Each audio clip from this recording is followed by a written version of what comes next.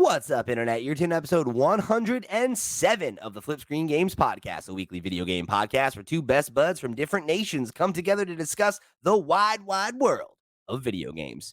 I'm your host, Pete and Bessie, joined as always by my very good friend and co-host, Mr. Stephen Radford. Hello, hello. Hello, Steve. Big week on the show today. Yes, indeed. I've been looking forward to talking to you about this. I've been sick for the last week, so I haven't spoken to you about anything. And I get to talk to you about video games. It's great. And a specific video game, indeed. I'm not going to bury the lead here, Steve. I'm very excited to talk to you about this for a lot of reasons. Like you said, a week apart always makes it exciting to be reunited, of course. Starfield, one of our most anticipated games of the last couple of years, let alone this year, right? Excited to talk to you about it. But here's the thing, though, because, normally when we're going to talk about a game, I like to do a little preamble. I like to set the stage for the folks. But you have done something so out of character that I feel like I need to just get it out in front. So Steve was sick for a week. And what did Steve do? Steve beat the ever-loving hell out of Starfield. He rolled credits on the game, 43 hours. You're already on New Game Plus, right? Yeah, I am, yeah. Wild. I think this might be, I'm not even trying to tease you. I think this might be the first time in the history of the show where we've sat down to play the same game and you just have absolutely eclipsed my time. Well, where are you then? Well, how much have you played? Ooh, I mean, like 20 minutes? No, like 16 hours, like a good amount of time, like I don't know that is a good amount of time in this game. Like, you may not have even uncovered a certain menu option. I haven't, and I know I haven't. Okay, so it's going to be very difficult for me to talk about this game with you without spoiling it for you. No, you could. Very difficult. You can talk about it. Come on now. You know how to. You know what that menu option is? I don't. Okay. Or at least I don't think I do. But okay, that's fine. I don't want to ruin that for you because it is a real big moment. You're talking about the thing with Vlad, right?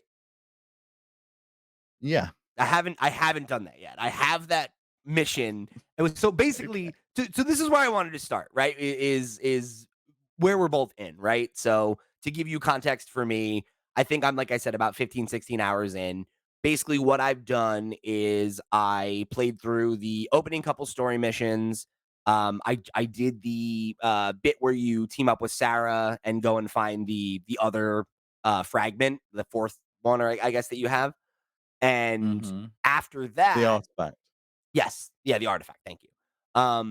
After that is where it kind of gave me like the 3 different story missions to go forward.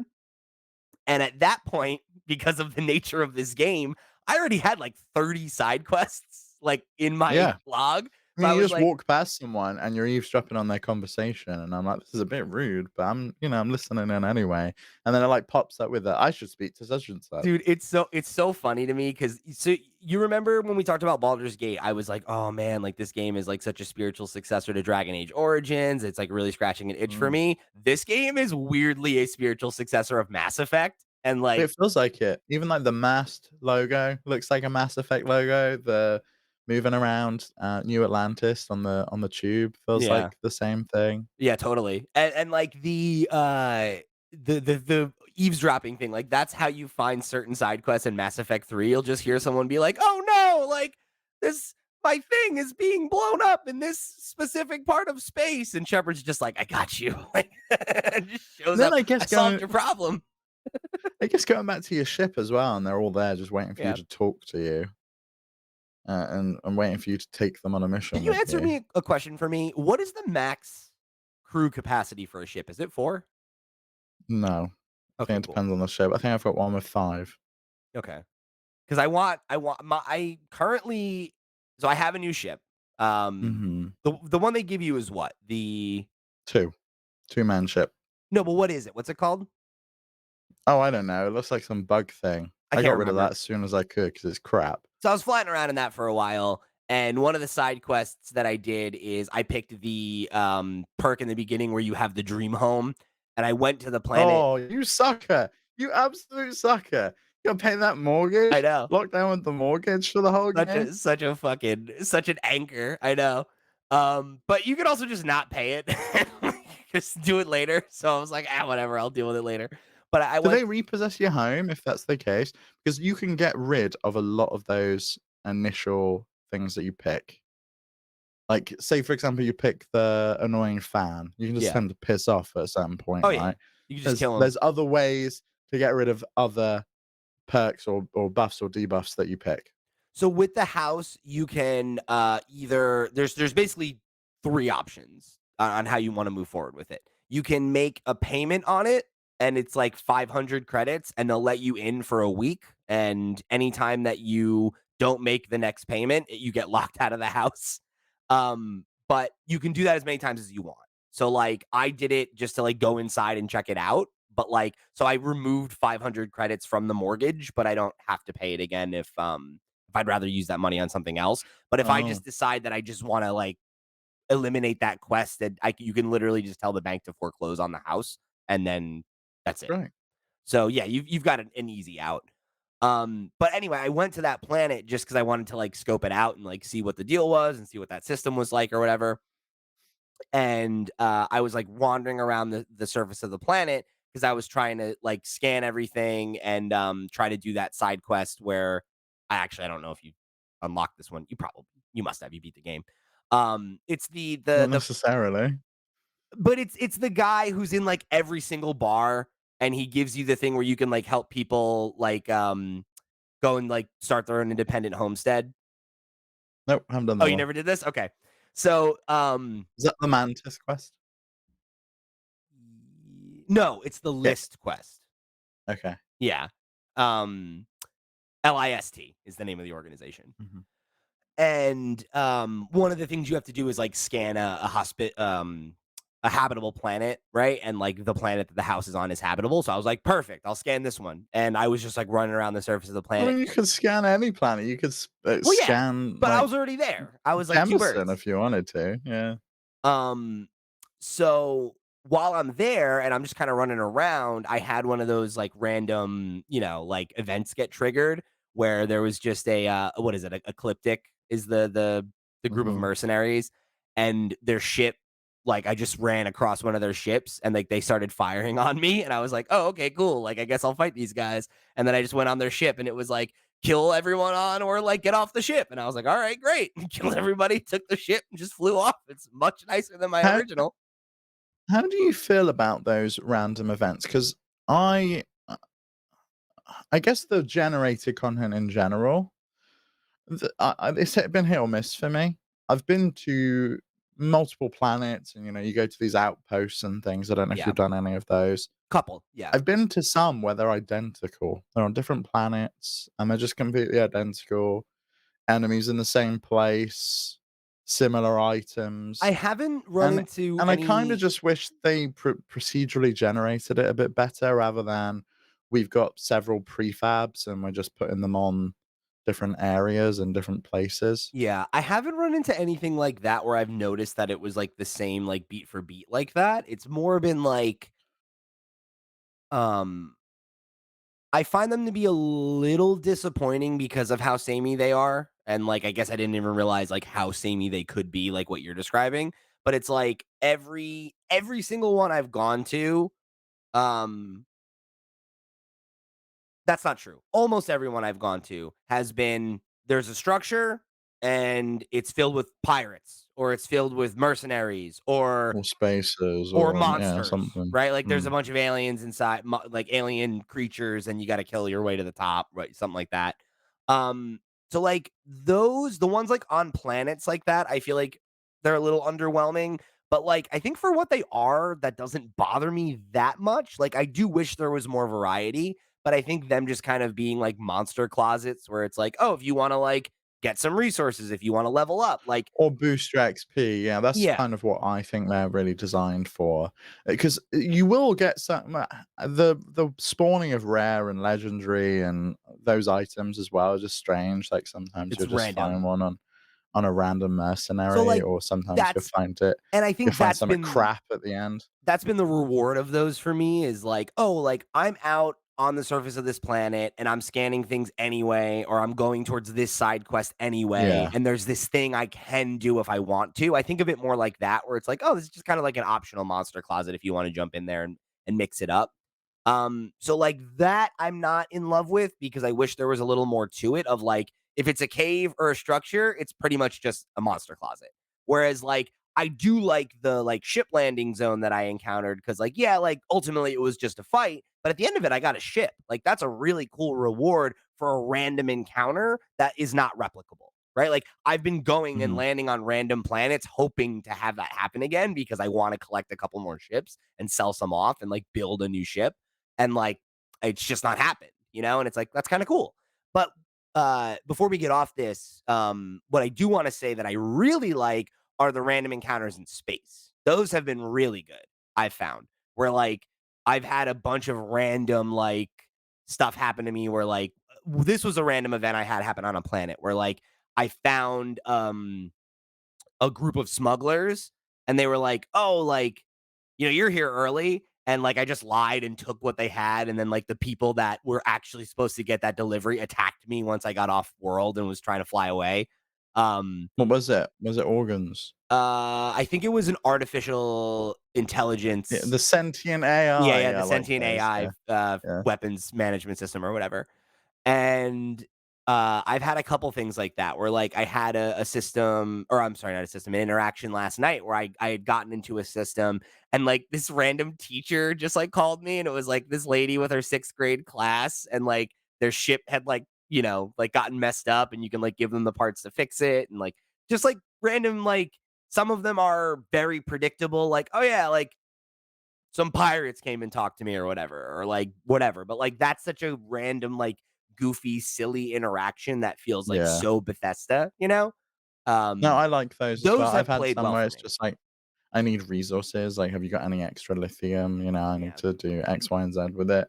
Like, she was a researcher. I've had those.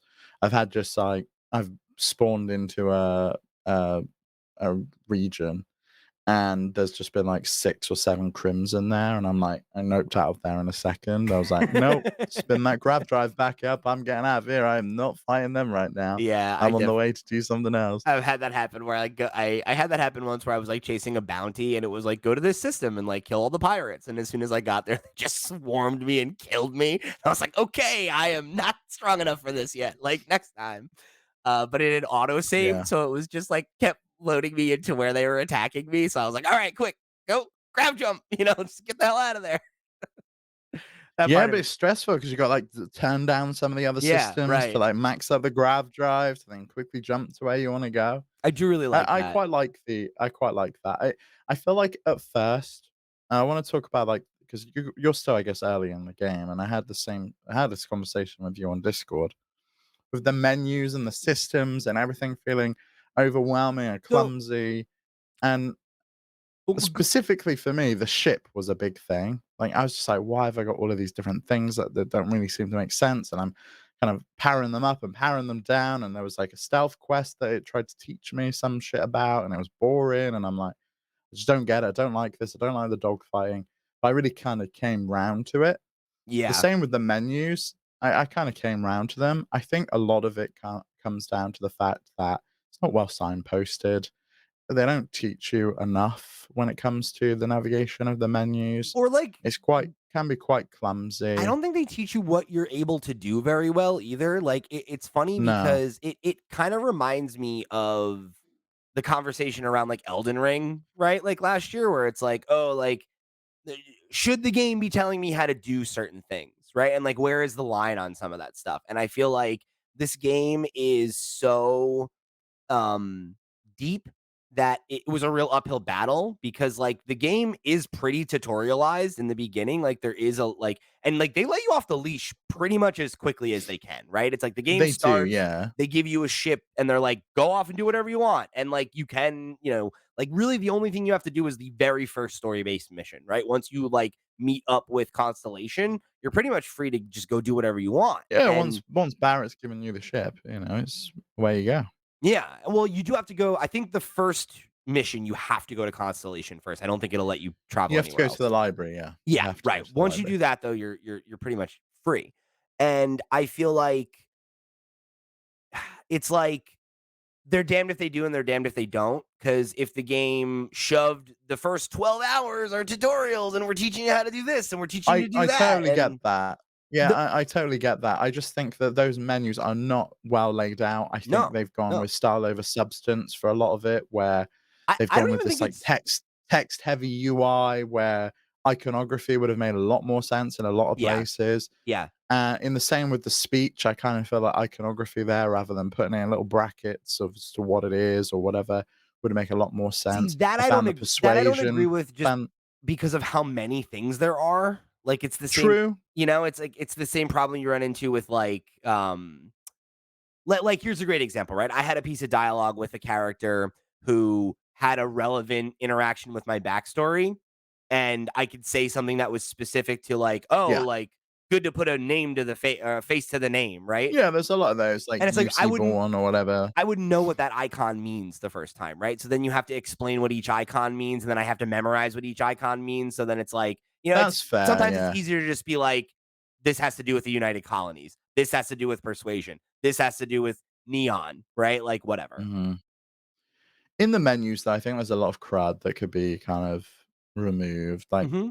I do think it would be the fact that the easiest way to get to the surface map is press left bumper to open my scanner, press right bumper to go to the surface map, and then I can easily fast travel to somewhere from that menu versus pressing the pause button to bring it up. If I go to the map on there, it'll show me the star map rather than the surface map, even though I'm on a planet. And it's And like, like this is all so the like convoluted no and local map confusing. stuff. Like there's a Well, lot of little there is a local map, but you have to get to it by opening the scanner with the left bumper yeah, and then pressing the right bumper to but view the even local that, map. it's not really a local map. Like it shows you where you can go, but it's not like you can't look at a map and be like, I'm here and I'm trying to get to this shop and it's here, right? You just have to know where Yeah, things are. that's annoying, yeah. Um, I did have to Google where, a couple of things were on some planets because it's just like I'm walking past these things and it's, and maybe that's really immersive and I like and I can kind of see why they would do that, but yeah, local map would be nice. I it's think the tough. one thing I want related to travel the most, and I really hope they can patch it in, is a favorites menu. Just let me star the places I wanna go to all the time. Like, I'm always Sure. going to New Atlantis or the Den or Aquila City. I wanna or Neon. I wanna pin those so I don't have to go and look on the star map and remember what star system it's in, and then remember what planet it's That on, and then I can click into that, that and was then a I funny land. thing that happened to me when I was first playing. I was like trying to go back to New Atlantis for the first time because I needed to get more supplies, and I was like, oh no, what? Where is it? I have no idea, and there was Yeah. no way for me to look. Like I had to just Google it and be like, oh, it's in this system. It's on this planet. Is an Okay, Alpha Centauri and on Jemison. it's one of And those things. eventually you learn that. And yeah, it's one of those things where it's like I don't I feel like we as a community are criticizing this game for things that we praised Starfield for, or I'm sorry, Elden Ring for, where it's and I don't think that that's one to one. Like there are things where I'm like, you probably should communicate some of this stuff to me, but like it's tough because it's like something I didn't know until I heard from another player was like you can lean when you're in cover, like when you're shooting, and like I didn't know how to do that. And I had to look it up because the game doesn't tell you that you can do that, right? And it's like Yeah, I okay, mean, like they know the cover system's ridiculous in this game. Like, that's why they throw med kits at you at the beginning of the game. It's like, you're coming out your ears. It's like, yeah, we know the shooting's not amazing. Like, it's okay and you can get by with it, but, it's no I think Destiny. it's It's pretty not, there's not, good. Yeah, I mean, I think I it's think it's okay, but it's not top notch. It's not, I'm no, looking but at it's this I and mean, going, it's not a wow, the shooter though. gunplay feels amazing. But it is a shooter, really. I don't think so. No, like I don't agree. Like I You think cannot complete this game without shooting. that doesn't matter. Like by that logic, any game that requires you to jump is a platformer. Right? Like this is a game Mm, shooting is a means to an end, right? Like it is a thing you have to engage with, or you have to engage with combat. That doesn't make it it's not a shooter. The point of the game is not shooting, right? When I say shooter, that's what I mean, right? When you say a first person shooter, a third person shooter, right? Like you're thinking of at least I am anyway, right? Like this is how I think of it. Like Fortnite is a third person shooter, right? I wouldn't no, I call think of something Uncharted a like, third person shooter. You'd call Uncharted a third person action yeah. adventure game. But But I would call sometimes something you like shoot. Far Cry. I'd call something like Far Cry first person shooter, and I think it's very similar to this game. I don't agree. There's lots of variety of quests, there's lots of Yeah, but speaking to n people, no, there's not. especially Far Cry 6, N there's a lot of systems, there's a lot of settlement Not building, like there's a that, lot of that though. stuff. No, come on, man. You cannot say that they're the same. There's not even I close. I really think to say that this is not a shooter is doing it's not correct. Like this game is a I shooter. don't. It's a role play game shooter. It's a shooter. So you're saying any game in which you shoot a gun is a shooter? No, no, no, I'm not. But this is primarily a shooter. I think that's No, it's primarily what not. It's people will think primarily an of it as. RPG.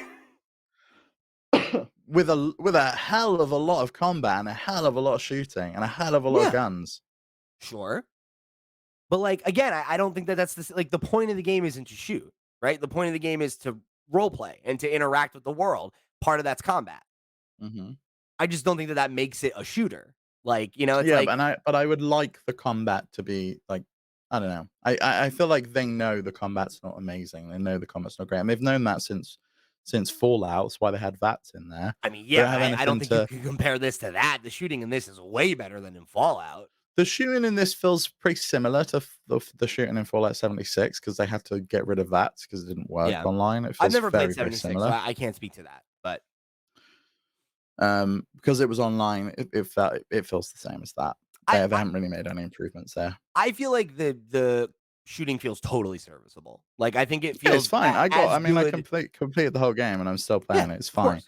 It I it think it feels as it, good as it any other game in which you shoot where that's not the main point of the game. mhm. Is I guess the point Yeah, I I'm mean, making. it feels better than a Naughty Dog shooter, at least the early ones. Yeah, or I'd say even like Rockstar. It's like It's been a while since I played Red Dead, so I don't or know. GTA. Yeah, I mean, GTA I think is primarily a driving game. That's how I play GTA. And I that's just the steal thing, though, cars and right? It's drive like half around. that, but you just by the same argument, right? You can't make it through any mission in that game practically without shooting people. But like, that's not Yeah. really, you know what I mean? It's like you don't play that game and be like, oh, the shooting. It's like, you know what I mean? Have you picked up one of the weapons that doesn't kill people yet? No, interesting. Mm. I really want to see if you can complete What, the whole game without killing anyone. what kind of weapons are you? I feel like they've said you can't. I think they've confirmed you can't. Yeah, you must be able to because the weapons just basically put them down on the floor and they're knocked out, and you can pickpocket them if Okay, you've got the pickpocket thief skill. interesting. But they're not dead. They're not dead, Interesting. and they can wake back up after a Okay, while. okay. How early can you get a non-lethal weapon? You can go buy one. It's the EM weapons, electromagnetic weapons, will basically stun them. Like, can They'll you? give you they'll give you some on certain quests, on certain side quests. So I If guess you go do the Ryujin quests on Neon, which I recommend everyone does, they are 100% non-combat. They're stealth quests. They're really cool. You have to basically do corporate espionage for this company Oh, on I've heard Neon. those are fun, yeah. They're really good, and they give you an Um, EM weapon because you have to, like, break into uh, somewhere, and they don't want you to kill anyone, but if you do need to resort to combat, you have to shoot them with the EM weapons. so I guess what you need to do is you'd need to not fight anybody in the intro of the game and let all the Mhm. NPCs do all the fighting and then immediately go get a non-lethal weapon, and then you could theoretically do that, right? Or in New Game Plus, I guess, yeah. That's true. Yeah, Yeah. that'd be the easiest way to do it, I guess. So, we're excited to talk about this game clearly, so we're jumping around a little bit, but we've talked a little bit about some of the stuff, that we've run into with issues, right? Where it's like, I think for me, most of the problems I have with the game come down to like quality of life and execution stuff more than like big picture Mm. vision. I call them paper cuts. It's tiny Yeah. little paper cuts, and none of them really cause any harm on their own, but you add them all together and they start to hurt. Yeah. And Yeah. for me, it was the menus and the inventory management and the confusing Oh my systems and how God. they all come together. And now that we're here, now that we're like doing the gripes, we'll get the gripes out of the way and then we can focus on the good stuff because I want to get it out of the way, right? Like to say this, because we've been talking for a minute already, right?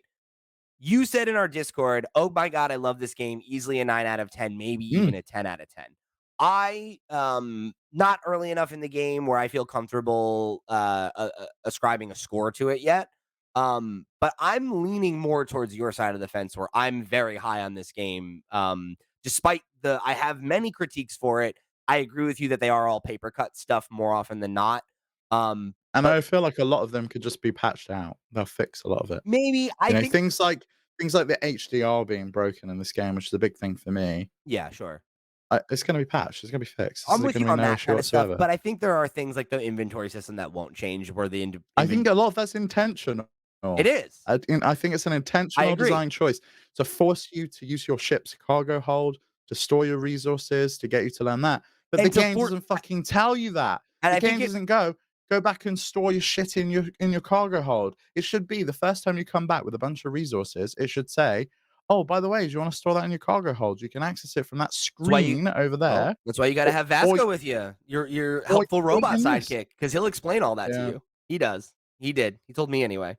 Maybe it just Yeah, isn't but it shouldn't be that I've got to rely on picking the correct person, companion to go with me. You know, like it. The yeah. game should be telling me that. The game should be telling everyone that. Oh, so it's fine It when took Elden me Ring does for it, though. It's it took me immersive. It's forever to immersive when figure Elden out. Ring it's a feature when Elden Ring No, doesn't it's not convey the information to same the at player, but all, when and you Bethesda know it. does it, it's bad game design. The one thing in Elden Ring that everyone spoke about was the fact that there was no quest log, and I think people enjoyed that. People liked Mm. that. The game nudged you where to go and force you to use, like, landmarks. I mean, you know, I think I you'd think you press the could argue buttons this and game does the trade at same the thing, though, golden right? bricks. Like, it forces you to engage with Maybe, landmarks, and but in Elden Ring, when I needed to sell shit and do inventory management, the game taught me that, and, yeah. like, it showed me in the menus what all the numbers meant and what everything was. It it did a very good job of explaining it to me. The only stumbling block for me in Elden Ring was right at the beginning of the game, and I had the same thing in Starfield, which was, what kind of character do I want to play? Because I've never played this game So I wanna before, and I I wanna don't know what play style I'm gonna I be. wanna pull on that. What and you're doing New Game Plus now, so I guess you have 2 characters, but, what No, I don't. okay, interesting. So what kinda character are you? I'm like a standard dude. I don't really know. What's your The backstory? I can't even remember, to be honest, because it's irrelevant. It doesn't come up very often, huh? I was like, I was raised by the church, by the what's it called, Which church. So I one? have like an in I don't remember, United Reform or whatever. I don't Okay. know, yeah, something. And like, so I was raised by them. So I get on with the dude who wears the like religious hat in the The lodge all community the time. senator? Me and him Yeah. are talking all the time in the lodge. And he's like, always babbling on about going to see someone, and I'm like, yeah, sure, whatever, okay, great. But we get on because of that. Um, and then I can't remember what I picked. I picked the buff when you're on the planet, you're like better, but when Yeah. you're in space, you're terrible. And then I went to the medical center and I paid 10,000 credits to get rid of it because it was really annoying when I was Yeah, in it's a really space. bad one. And you can just pay to get rid of them. So I recommend doing that because you have to pick three, right? And they're all kind of crap, at least in my view. What did you pick? So or I am, I should say. I picked the what is it, like space scoundrel background. Like I'm Han Solo, I'm Mm, Star Lord, right? Like that's the vibe I'm going with. Um, and for my 3 perks or whatever they're called, I picked the adoring fan, and he's so funny. He's so you've annoying. not told him to go away yet? No, Oh he's my so god. funny. I think he's so irritating, but he like everything he says is hilarious.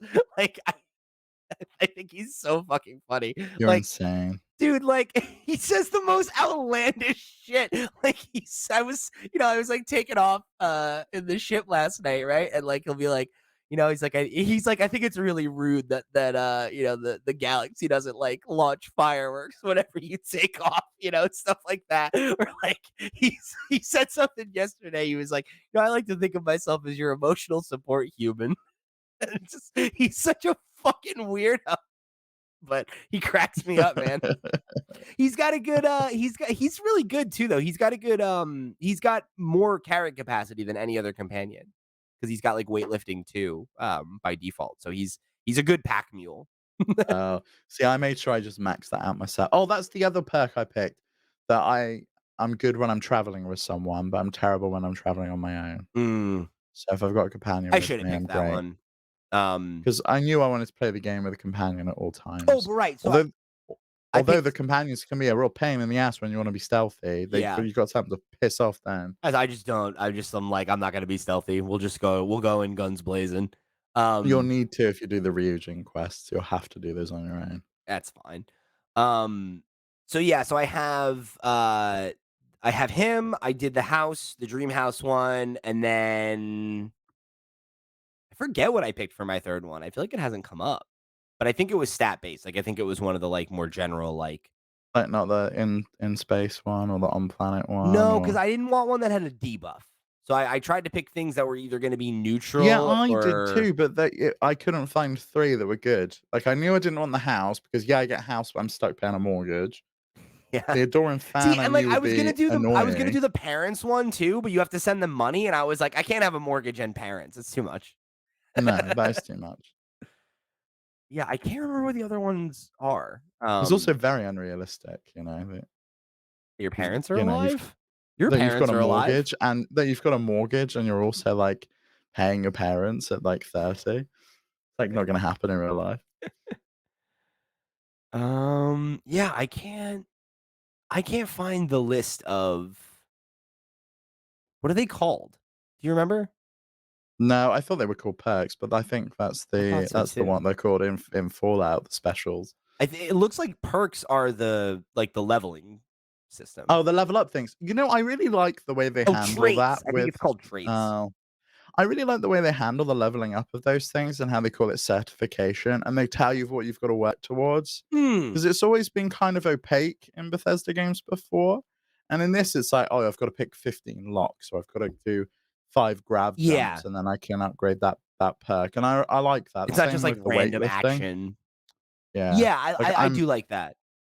I made sure I maxed out the weightlifting, I maxed out the health, Yeah, things like that, I I'm made on sure I was level just, 2 like, for maxing that out. weightlifting and persuasion, are the 2 that Oh, I've been like persuasion, I maxed out as well. yeah, Intimidation, I never bothered with, but I think in New Game Plus, I'm gonna put nice. some in intimidation. The 3rd one that I picked was the Neon Street Rat, that was it. I picked, Mm, faction background because I yeah, I figured it like was like Neon. it didn't really I haven't been there yet. I'm looking forward to it. Oh, the music on Neon is my favorite. I can listen to that all day. Um, but yeah, like, while we're talking about, I guess, like, just, like, the issues and stuff and kinda putting a pin in that, aside from, like, what we've talked about with, like, the stuff being obtuse and everything, like, I really don't feel like I've run into much other stuff that's, like, been points of friction. I'm Mm, really liking the story and characters, like, I definitely hear the criticisms that some people have had where it's like, some of it feels dated, you know? I'm, like, paraphrasing something that I heard Gary Whitta say at one point where he was like, "There are moments where some of the dialogue feels like you're in, like, a Westworld type theme park, and then there are times where it feels like you're at, like, Galaxy's Edge in Disneyland, where it's like, people are like, all the cast members, like, act, like, they, like, act like you're somebody in the. So it's like there are moments where like some of the non like main character or like main side quest characters, like I feel like sometimes they come off a little stiff, but like it really doesn't bother me. Like I feel no, me like neither. that is kind of like the vibe of a Bethesda game, and like it's either gonna work for you or not, and you're gonna buy in or you won't. And I am, like I'm enjoying the role playing element and like the dialogue and getting to navigate situations in different ways, and like that stuff's all working for me really well. And I'm excited to talk more about that stuff in a second. Um, but the one thing I guess I did want to just touch on was like performance and like how Mm, that's played for you, because I've seen a lot of different conversations about people having pretty different experiences depending on if they're on PC, like how good their rig is. I've seen people with great rigs complain that the game runs terribly. I've seen people with dog crap rigs being like, actually, it runs pretty well. I've seen people playing it on Steam Deck, even though it's not supposed to run on the deck, and people are fine with it. I know I'm playing it on Xbox Series X. I've had very minimal performance issues. I have had like one or two like Bethesda style glitches where it'll be like, there's a fair few of those. I climb up a ladder, right? Or like I'm in the cockpit and then I like, get out and then I'm on the thing and like I can't move and like my hands are in a weird spot I or I something had like that. one I've had one game-breaking bug where I had to restart the game yesterday, where I stole a key to someone's penthouse. I broke into his penthouse. I then could not leave because the door was restricted from the inside. So I was stuck in his penthouse and I couldn't get out. So I I've had to reload the game. I've had 1 or 2 issues like that too, where, like, something didn't trigger the way it was supposed to, where, Yeah. like, I had it's like the first time you go to the library, and I forget her name, it's the other woman that you meet that's not Sarah, um, and she's, like, the scientist, and she can, like, show you to she'll be like, "Oh, like, here, I'll take you to your room," or whatever, and, like, she was like, "Follow me," and then she just, like, walked. She just stands there. And she Yeah. went and had a conversation with another character, and I was like, "What happened?" And I had to, like, That's a reload bit it, like, rude. Yeah. stuff like that, where it's like, "Oh, Yeah, like." no, you get some minor things like that.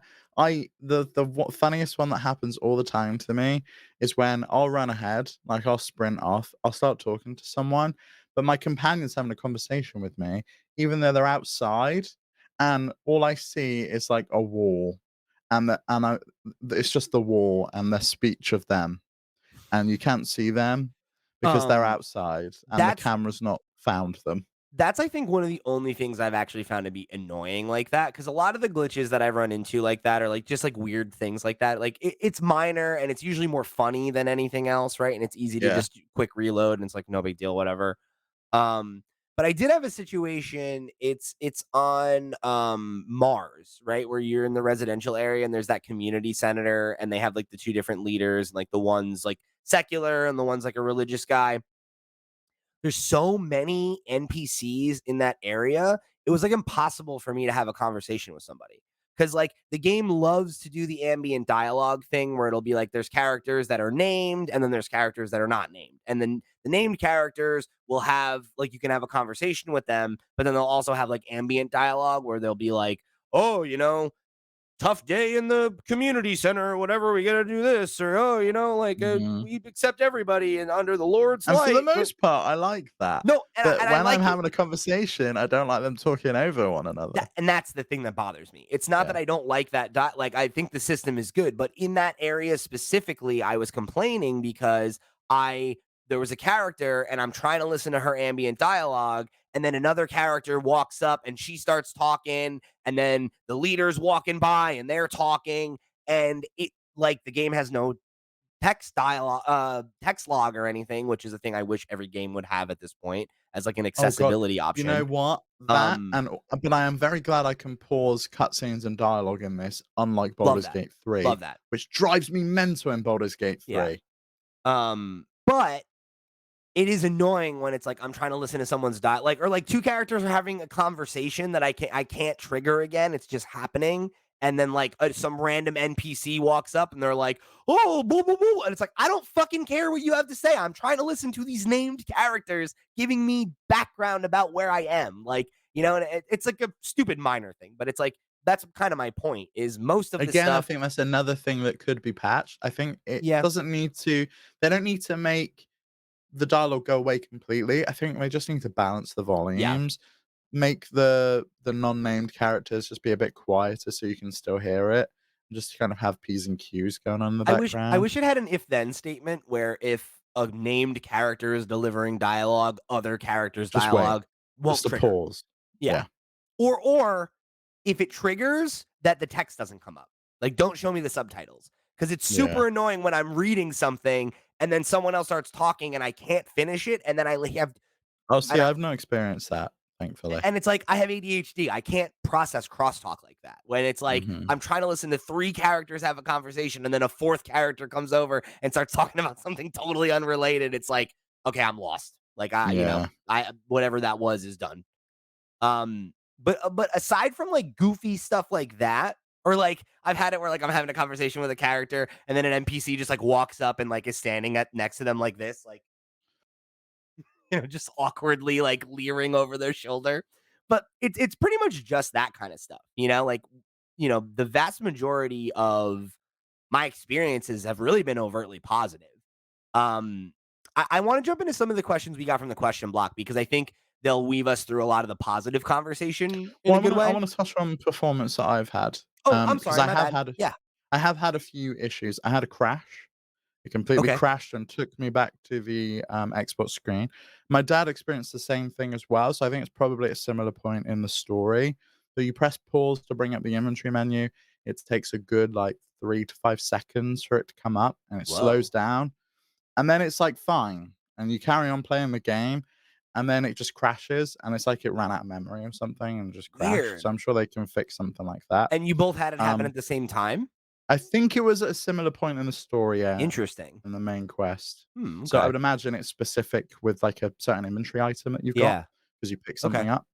Um, so if I experienced that. There's been some minor slowdown in areas where there's a lot of people or a lot of items. Aquila City and New Atlantis specifically, when you walk around.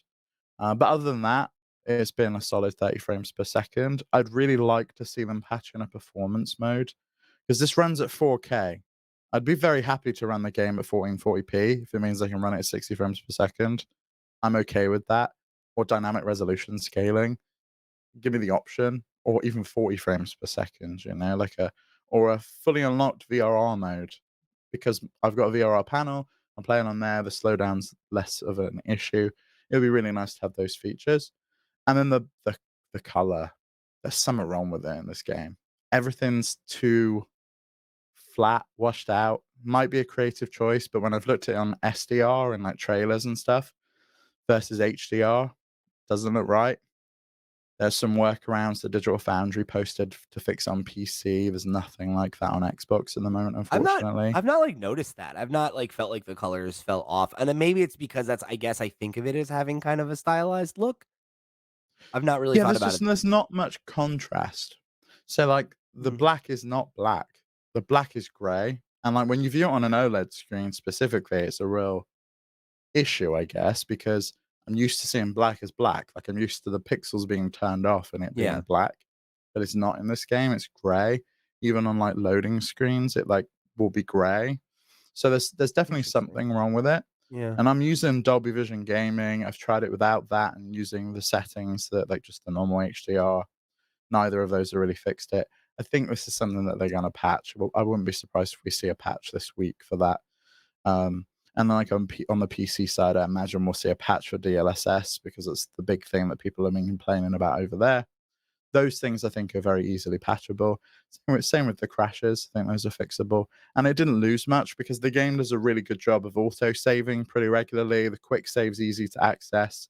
It's just two pause button presses and you're there. I kind of wish it was the what is it? It's like pause and right bumper or something on Baldur's Gate 3. I don't even have to go into a menu. I kind of wish there was like a combination I could do for that, which would be cool. But for the most part, it's been running really well. I almost am glad that there's not a combination like that just because I feel like this game has so many, like, very specific, like, button combinations, and I'm like, I don't wanna be, like, doing this all the time by There, accident. there's one button combination I wish existed. There is no way to cancel a throwable item, so I cannot cancel a grenade, I've had that and I happen multiple times. accidentally click it multiple times. I'm like, which one's the scanner? Oh shit! No, I've thrown that, and I Dude, did okay, not mean so to. I had this happen to me. I was on Mars and I was trying to get back to my ship. And I was like, okay, cool. Let me bring this up in fast travel. And I accidentally just chucked a grenade down a hallway filled with people. And I was like, uh oh. And I just quickly paused and fast traveled before it exploded so there wouldn't be a bounty on me. Worked though. But that's crazy. There should be a way to cancel a throwable, and maybe that goes to your thing about this not being a shooter, but that seems like a basic, That's even my in thing. non-shooter Yeah. games, like that is something like I can in The Last of Us, for example, I can press circle and it'll cancel it, or I can holster my Yeah. gun and it'll cancel I it. mean, there's plenty of games where you can't though, right? It's like I'm thinking of like Halo, right? That's a shooter. If you press the grenade button, the grenade's getting thrown, buddy. You know, it's like you shouldn't have pressed it. Yeah, That's the button. I know. Yeah, maybe. But Maybe it's on me. Just need it's to learn tough. the buttons. Yeah. But I even after like 50 hours, I was like, "Oh, still still doing happening." it, yeah. I do that with every time I want to go and put a weapon on my favorites wheel, I drop it instead. I press X instead of Y Oh like god, yeah. almost every time, Yeah. and I don't know I really why. wish that was a radial as well, so they could have Yeah, more things on there rather than just the D-pad options. yeah. And, It's still a good amount though. Like you can do 3 on every one, so it's not like you have a but like The deeper you It get, like is, but then also, like, I want med kits, and then I want, like, uh-huh. melee weapons, and I want pistols and shotguns and rifles That's how and I have it, is other I things have in there. my top is all pistols, my, right is all melee weapons, my left is all heavy weapons, and my bottom is all, like, healing and Aid. stuff like that. Yeah. Yeah, exactly. All right, so I want to get into the question block here and talk about some more of our positive experiences with the game in just a second here. But let me remind you that this episode of the FlipScreen Games podcast is brought to you by our Patreon producers for the month of September. They are, of course, Arnold J. Rimmer, Christopher Valens, Earth Visitor, Gabriel Hasselmeyer, aka Asobi, Snackago, Ty the Dude, and Wakahula. Thank you all so much for your support over on patreon.com/flipscreengames. All the reals to the real, and we greatly appreciate your support of this and all of our sister shows. If you want to go and show your support just like they did, or if you want to go and write into the question block just like folks did for this week's show, guess what? You can find links to all that and much, much more over on our website, flipscreen.games. You can go and find all the places we are all over the web. And if you want to go above and beyond in your support, you can go ahead and find our Patreon where you can get the show early. You can get some other perks and goodies. And of course, it is the best way to show your support and keep these mics and lights hot. So let's get into some of these questions, Steve, because we got some good ones. This first one comes from the man that gave you life, Mr. Andy Radford, who wrote into the show and said, Mm. I know this has been mentioned before, but could Starfield be game of the year now that you've played it? Now, before I answer this question, I just wanna say happy anniversary to my parents. It's their 40th wedding Happy anniversary anniversary to today. the Radfords. I hope you had a very nice day. I hope you did Ruby too. wedding anniversary. But this is my game of Thanks the for year. Steve. Yeah, this is 100% my game of the year. It's caught me like no Wow. other game has this year. I 100%. love it. Yeah, I love it so much. There's no way I anything mean, is frankly, surpassing this game. I kind of expected you to say that considering you played it all the way through and you're still Yeah, like, it's the same with Metroid, right? yeah, When Metroid Dread was my game of the year, it was like I could not stop playing. I couldn't uh-huh. stop thinking about it. I had the same deal with Starfield. The story is so captivating. I was obsessed with it. I was obsessed with finding out what these artifacts were, with what constellation was, with everything. I absolutely love the story. In fact, I love all of the side stories, all the side quests, all the factions. They're all like little mini games themselves. Not to mention all the other shit you can do, like building a spaceship or, you know, doing some of the stuff that Wakahula thinks is boring and that shouldn't be in the game. But you can do that stuff if you want. Um, Go I here. I don't know. We'll put a pin in the game of the year thing. We'll pull on Wakahula's question here. We'll circle back. Wakahula said mining and outpost management are boring and should not be in this game. Bethesda should have gone the Elder Scrolls route instead of focusing so much on Fallout. Why am I wrong, Pete? So the Wakahula, outposts. do I tell you you're wrong a lot? Is that a thing I've done to you? I feel like you're usually The pretty spot on in your takes. I don't know if Wakahula's got to the point in the story where outposts play a part if you want them to. Okay. But I played the whole game without building an outpost and without doing much mining. It got to the point where I threw away that laser thing because it was just like taking up it was taking up inventory space, and I'm Yeah, like, I don't care about this. I'm not doing this. So I Um, bin that off. that's really So funny. it's there if you want to do it, and I kind of feel, and I know, Ray from the community has been basically farming for XP and stuff on his outpost. He's got like a little factory going for shit, then he'll go sell it, and he's like made absolute tons of credits that way as well. So there are ways you can capitalize on it, and some people are into it. I like the fact that the option's there in the same way that the option's there to build your ship from scratch if you want to. I never bothered. I just upgraded ships that I already had, or just stole a ship, or just got given one on some quests. So I like that the options there. I don't necessarily think it was needed. You don't. It's not needed. It doesn't really have any impact on the game. Well, since Steve took the measured approach, I'm just going to double down and agree with you, Wakahula. Yeah, it sucks. Base building's boring, and we shouldn't have it, and there should be more fun things in the game. There you go. I got behind you. No, I'm with you. I don't like base building and that kind of stuff generally. At least I didn't like it in Fallout.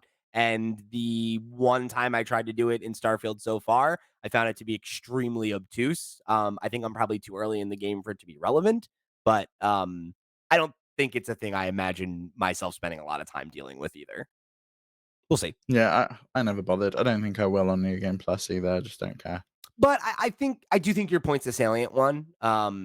And it actually brings me to a point I wanna pull on in a minute, which is I think the strength of this game is its role playing systems, and they are very, very deep if you're willing to commit is the thing, right? Where it's like it feels like there are all these different ways to play and these different systems you can engage in. And I feel like I'm finally getting to the point where I understand what people were talking about in the pre-release coverage of like the right way to play the game is to decide like what kind of person you are and then commit to that. And if Ray's thing is like, I'm a researcher and I'm building out these posts and I'm scanning all these planets and like that's what Ray's getting out of the game, then like that's really cool because I'm not playing the game that way at all. But No, I never that's did. I did hardly any research. I didn't get down to like the third tier on almost any of the skills. I just maxed out the basic ones because I was like, I don't really care about modifying my suit or modifying my weapons and stuff. I don't really want to do I that. actually think, and maybe it's a bit of a spoiler for New Game Plus. I don't think you're meant to. I think you're meant to do that in New Game Plus. I think the game wants you to just play the game I've and That's go the down your impression I've funnel, gotten from it. Like just from what and I've then played. yeah, and then go back and do those other things in a different run, in a different playthrough, and go and try being a researcher next time around if you Sure, want right, to. exactly. Yeah, and that's kinda like how I'm playing is, like, I'm trying to be like, not a huge generalist. I'm trying to be like, "Okay, this is, like, my guy, and this is what he's doing," and I'm just, like, trying to, like, pull on the stuff that's interesting to me right now and, like, find the fun, you know? But Mhm. I'm having fun just exploring and, like, kicking the tires and seeing what kicks back, you know? Like, because all the systems are weird and interesting to me still right now because I don't totally understand everything yet. Um That's a point I want to touch on because I do really like how different all of the systems are. They're all themed very well. The different people are themed to go with them. Like so, like was like previously part of the Freestyle Rangers. He's got like cowboy and, vibe, like, and that the was what whole I was place has a cowboy vibe. that's what I think I was getting at when it comes to, like, the shooter thing, right? Where it's like, I don't think it's fair to, like, call this game a shooter when there's, like, all these systems that have nothing to do with that, where, like, I really think, like, the point of the Mm. game is to get lost in things, right? And if the thing that you decide this run is, I am gonna do the dream house thing, and I'm gonna build out this awesome house and base and I'm going to pick up all the weird little stuff that I find. You know, like your dad made a comment about that where it's like, "Oh, like I want med packs and ammo. I don't need like paper clips and all this junk." But you're like, "Oh, like that's for the house stuff." Like I had an interaction in I the picked up overworld. so there's, like, a specific place on Earth you go, and I picked up so much shit there, and I put it all on my ship, and it looks so cool, and I was like, "Oh, Yeah. yeah, this is absolutely awesome. I'm Like loving I've this." been collecting board games when I find them. I'm collecting books when I find them. I'm collecting toys when I find them.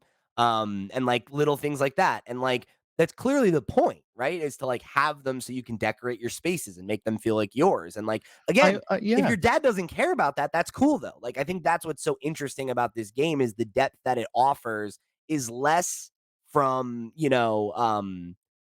oh, in this specific interaction you have. You have 100 options. No, you don't, but it's more like there's 100 different interactions and they're all so different and they're going to take you in very different directions and your time as, I did a run where I was doing corporate espionage is going to be a lot different than my run where I was a smuggler or You can do the corporate espionage on every run. Everyone should do that quest line, I I, would say I'm early I'm on. more speaking Do it generally though, right? do Like it it's early like on. When you get to Neon and you find that quest, do it do right it. away. Okay. Do that whole quest line. I'll take your word for it. I will. But you know what I mean? Like so we had and don't worry. I know we still got a pin in the game of the year thing. I'm gonna pull it out. But I want to go another layer deeper here. So RCL wrote in with some comments that I wanted to use as a jumping off point to talk a little bit about the elephant in the room, right? Which is Baldur's Gate 3. Oh, yeah, okay. And we talked about that last week, right? And it's obviously a game people are making a ton of comparisons with, and like it's just it's natural, right? They're the two big RPGs of the moment, and they're very different games. They do things very differently. RCL has said, I've literally been looking at this screen for 5 or 10 minutes trying to put my thoughts together. I'm not going to pretend that the game has no charm because there are things that people are having fun with, but it also seems like Bethesda's older games now with the new setting of space. And then there's like some Yeah, my commentary. my response to that would be, yeah, yeah, that's what it is, and that's what I wanted, and I'm Right. very happy with that. It's that, but it's like the next gen version of that. It's the version of that with a really compelling story that I was so invested in that I just could not stop playing, and a ton of systems on top, and space dogfighting, and all of this other cool stuff. And like that for me, it just takes Fallout, which I was already in love with and enamored with, adds really cool role play elements that they nicked from New Vegas or from wherever, and Oblivion. like brings it over. And I'm really happy with that. I think it's awesome.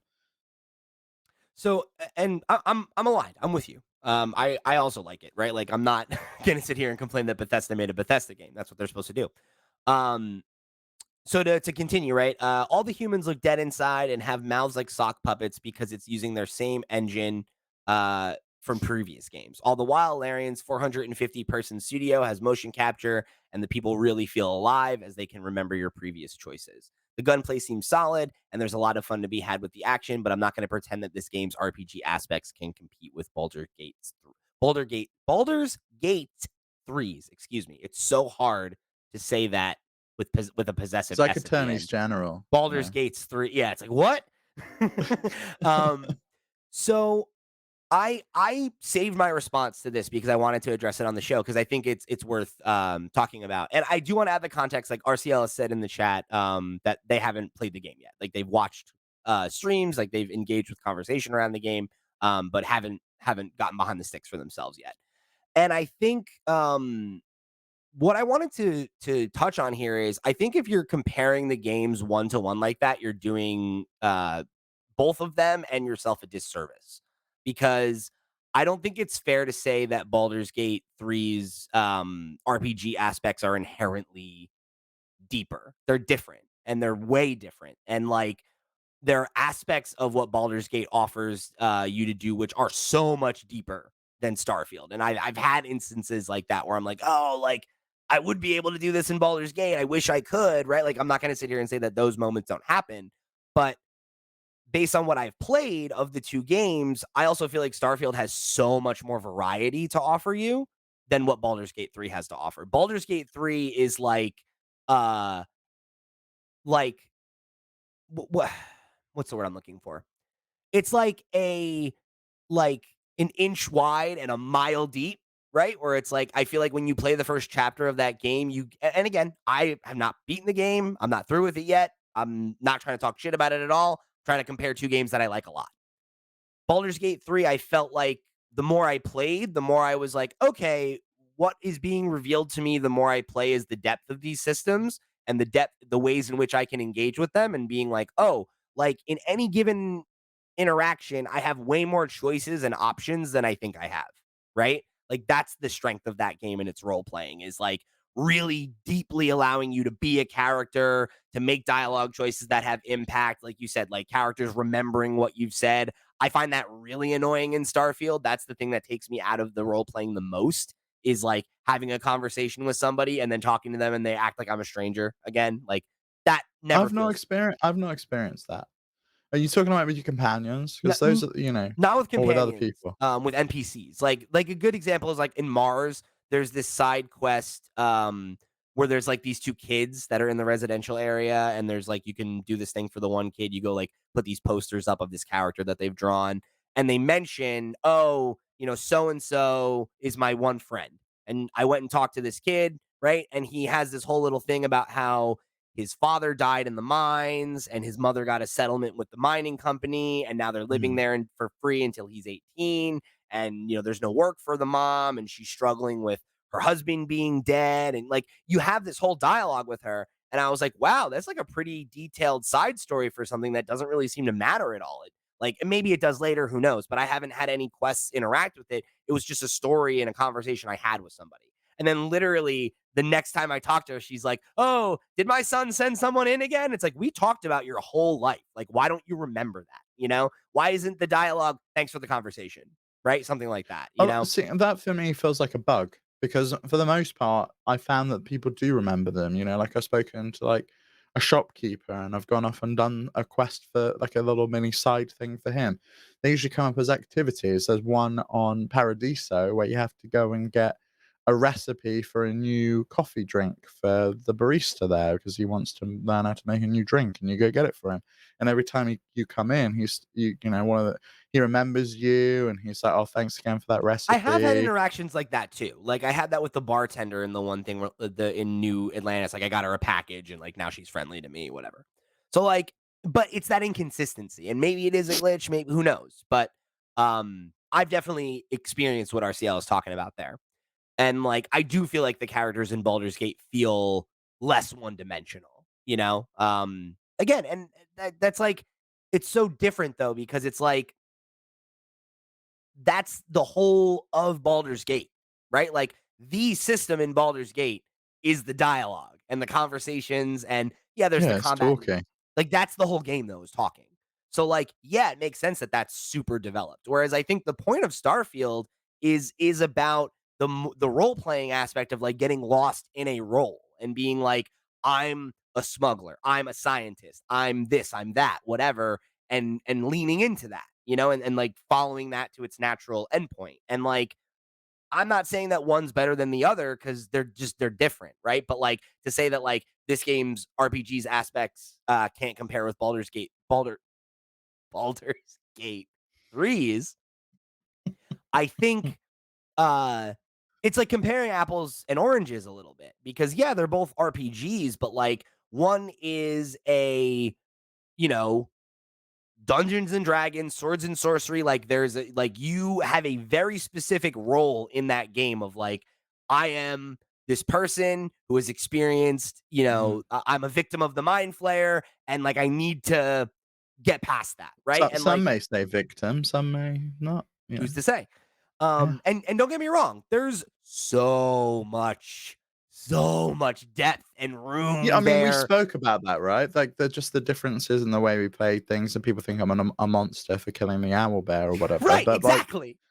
But at you the end know, of the there's day, different ways you can play it, but there are different ways you can play Starfield as for well, sure, and I but think it's not a it's more about the amount of systems than it is any one system being super deep, like you said, right? Like it's like in Baldur's Gate 3, there's combat and there's dialogue. And it's like those are the two major systems. Like in this game, there's the ship combat, there's the on-ground combat, there's the dialogue system, there's you can go and do you can play Animal Crossing inside it and decorate your house, or you can be a shipbuilder, or you can be a scientist, or and like all those systems are totally different. Somebody like the way that Ray's playing the game, he's having a totally different experience than the way that you or I are playing the game because of what he's decided he's focusing on. And like that's where he's found the fun, right? And like there's a, you know, content creators that I've listened to who are they're like, oh, I've been playing the game for 40 hours and they've still not unlocked that for fuck's sake, seriously, the menu go that you're and get talking about. that. Yeah, I'm Go gonna get do it it. after this. Don't get me wrong. I wanted so what I had That, I decided think, was is I the wanted to point. go. I just wanted to say this. I decided I wanted to go do some side quests because I wanted to have played some of the main story and Okay, some of the fair. side content by the time we sat down. So I'm like, Yeah. let me get a taste. Now that I'm gonna sit back down and I'm gonna go rescue Barrett and talk to Vladimir and do all that stuff. That, I think, is the point in the story where, you know, the reviews were like, "The game doesn't really get started until X number of hours in." Yeah. That, I think, is the point that they were talking about. You really unlock, like, a big section of the story and an additional menu option, which I won't talk about So anymore. interested in what that is. We'll talk about it more next week. Um, so you know, I say all this, RCL, not to you know, not to like disagree. Like if you like Baldur's Gate 3 more than Starfield, that's totally fine. Um, I think it's more like I don't think this is a good game to watch other people play or talk or like listen to other people's opinions and let that formulate your own. Because when you know, we talked about this, I think on the show, I definitely talked about it on the Discord, where I had said that like after the reviews came out, I was a little worried this game wasn't going to speak to me and that I was going to bounce off of it. And I'm really pleased. Like I'm finding that I really, really like this game. And now let's go all the way back to the game of the year question from your father. Um, I I wouldn't say that this is my game of the year right now, but it's definitely in conversation, for sure. Like, I have to beat the game, right? I'm not far enough in to make that kind of judgment. But it's definitely, I would say, in conversation for like the top half of my list. And I'll say this, it's a little controversial, and I'm surprised I feel this way. Uh, my gut feeling right now is that I think Baldur's Gate is a better game and maybe a game that will like more overall. But was way more captivated by Starfield immediately, where I was Me like, too. oh, like I'm in the mood for this. And that could just be a mood thing. It could be the other games I I played don't this know year. But though. I'm I like, do think Starfield there's something about has that story. There's it, something it about it. it's got a special sauce to it that is speaking to me, and, like, paper cuts and all, right? Like, it has a lot wrong with it, but, like, what I like far outweighs what I don't like, and I think you can't get what this game has to offer from experiencing it secondhand, right? I think you need to get lost Yeah. in the game and have stuff happen to you. You need to have events trigger, you need to have your attention caught by something, and follow it to its natural conclusion. You need to start a side quest that you think is going to be done in 5 minutes, and then it's actually two Takes you hours like later. You're 6 still hours, doing it. yeah. Like those are the moments that have been winning me over. And like, I think the Those the game, quest, the side quest, the quests in general are so well written and there's so much variety in all of them.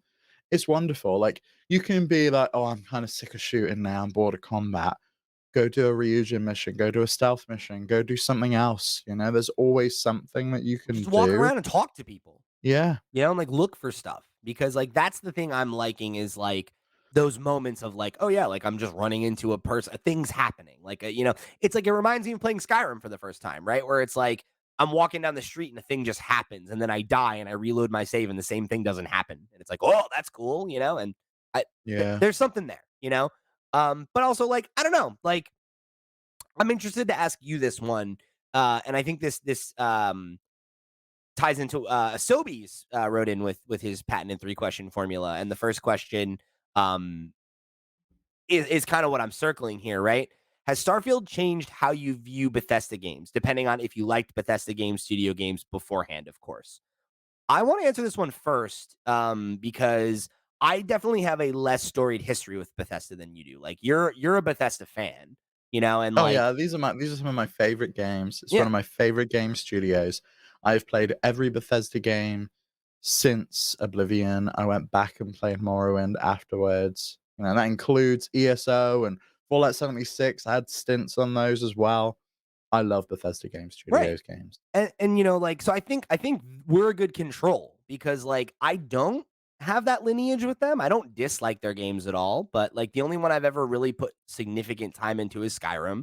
I've booted up Fallout 3 and New Vegas a couple times and just late to the party kind of thing. It's like it's hard to play a game that everyone is like this was revolutionary and then you get there and you're like, "Oh, cool, like I've already played games that learned from this." And it's not to put it down, it's just like it's not the same going back to it without, the You played New context. Vegas? What's that? Did you ever play New I Vegas? started it, but I've never like sat and I committed think you to it. would like And I'd New like to. Vegas. I would like to. I'm not saying that to put those games down at all. I'm Yeah. more like, There's There's a lot of ethical dilemmas in New Vegas yeah. that also occur in Starfield. There's a lot of ethical dilemmas that it poses to you that things aren't just always black and white. There's I always a gray remember area. I remember that being the primary criticism that people I respected had for Fallout 4 was that it was too clean in comparison to New Vegas, where it's like, yeah, like Mm. you're saving your kid, right? Like it's like, of course you're the good guy, or like you're doing this, of course you're the good guy. Whereas like New Vegas does ask you more often to put yourself in the middle of something and make a decision that has you know Which this does, which yeah, Starfield does. I agree. And again, that's in my limited experience thus far. I'm sure we'll do so even better.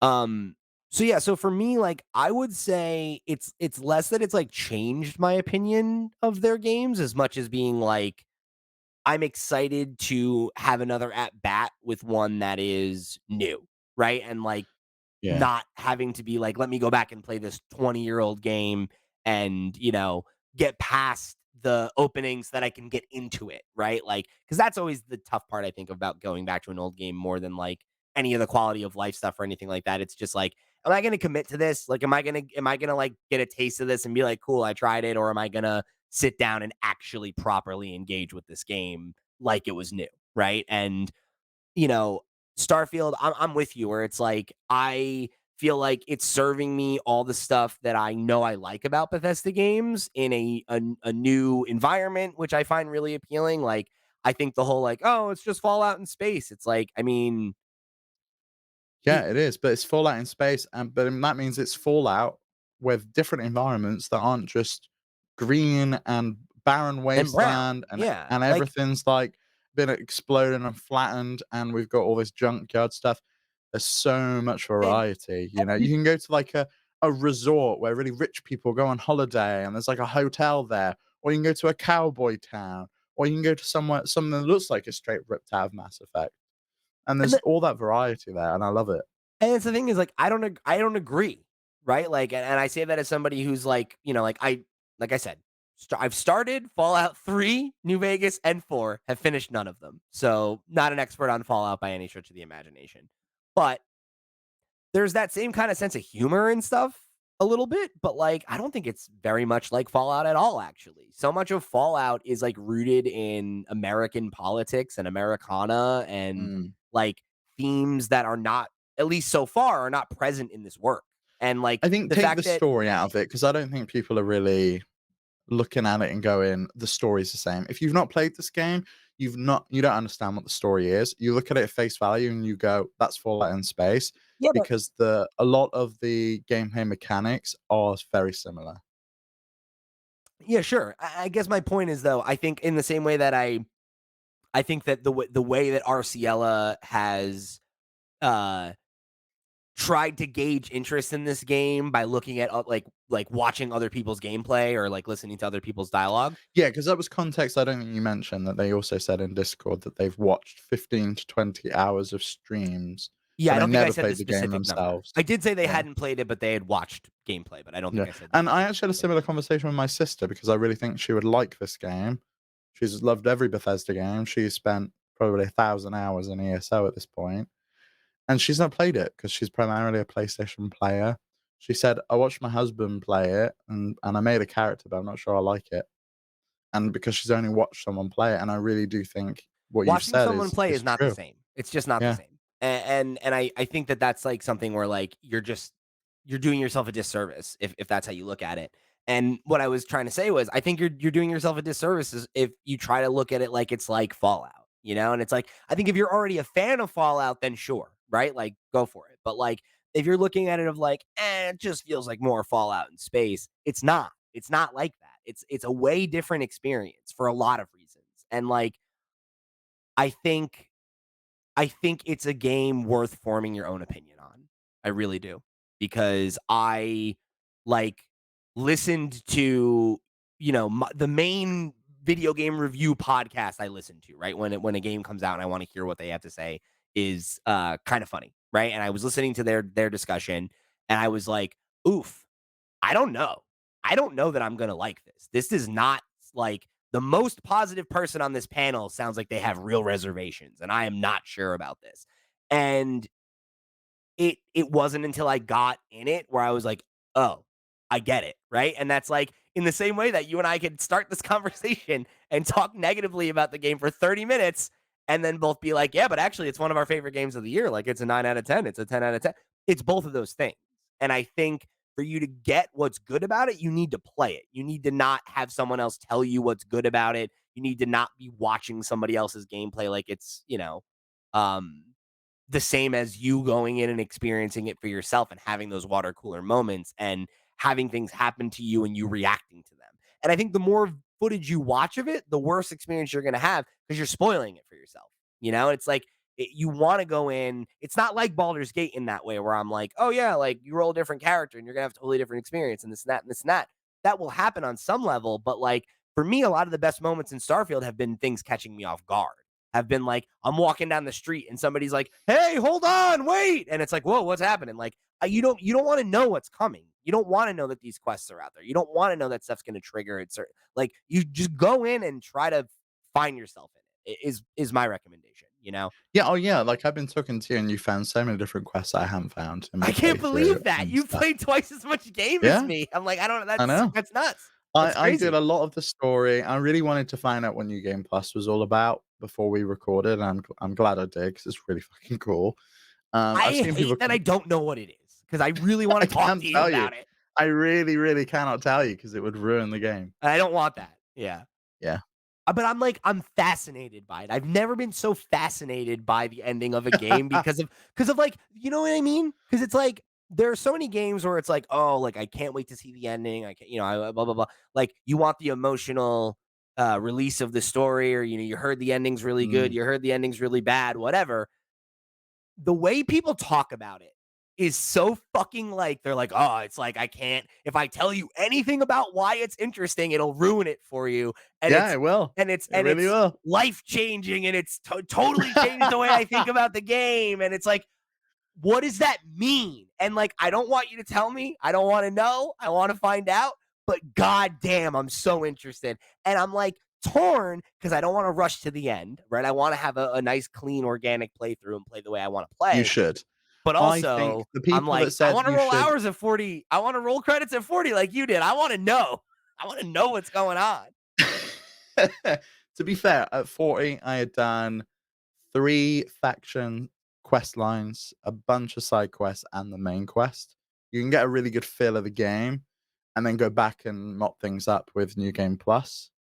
Or you don't have to finish the game and do New Game Plus, you can continue and do the quests that you were doing, you don't have to continue into New Game Plus. Okay. You get an option, basically. Interesting. Interesting.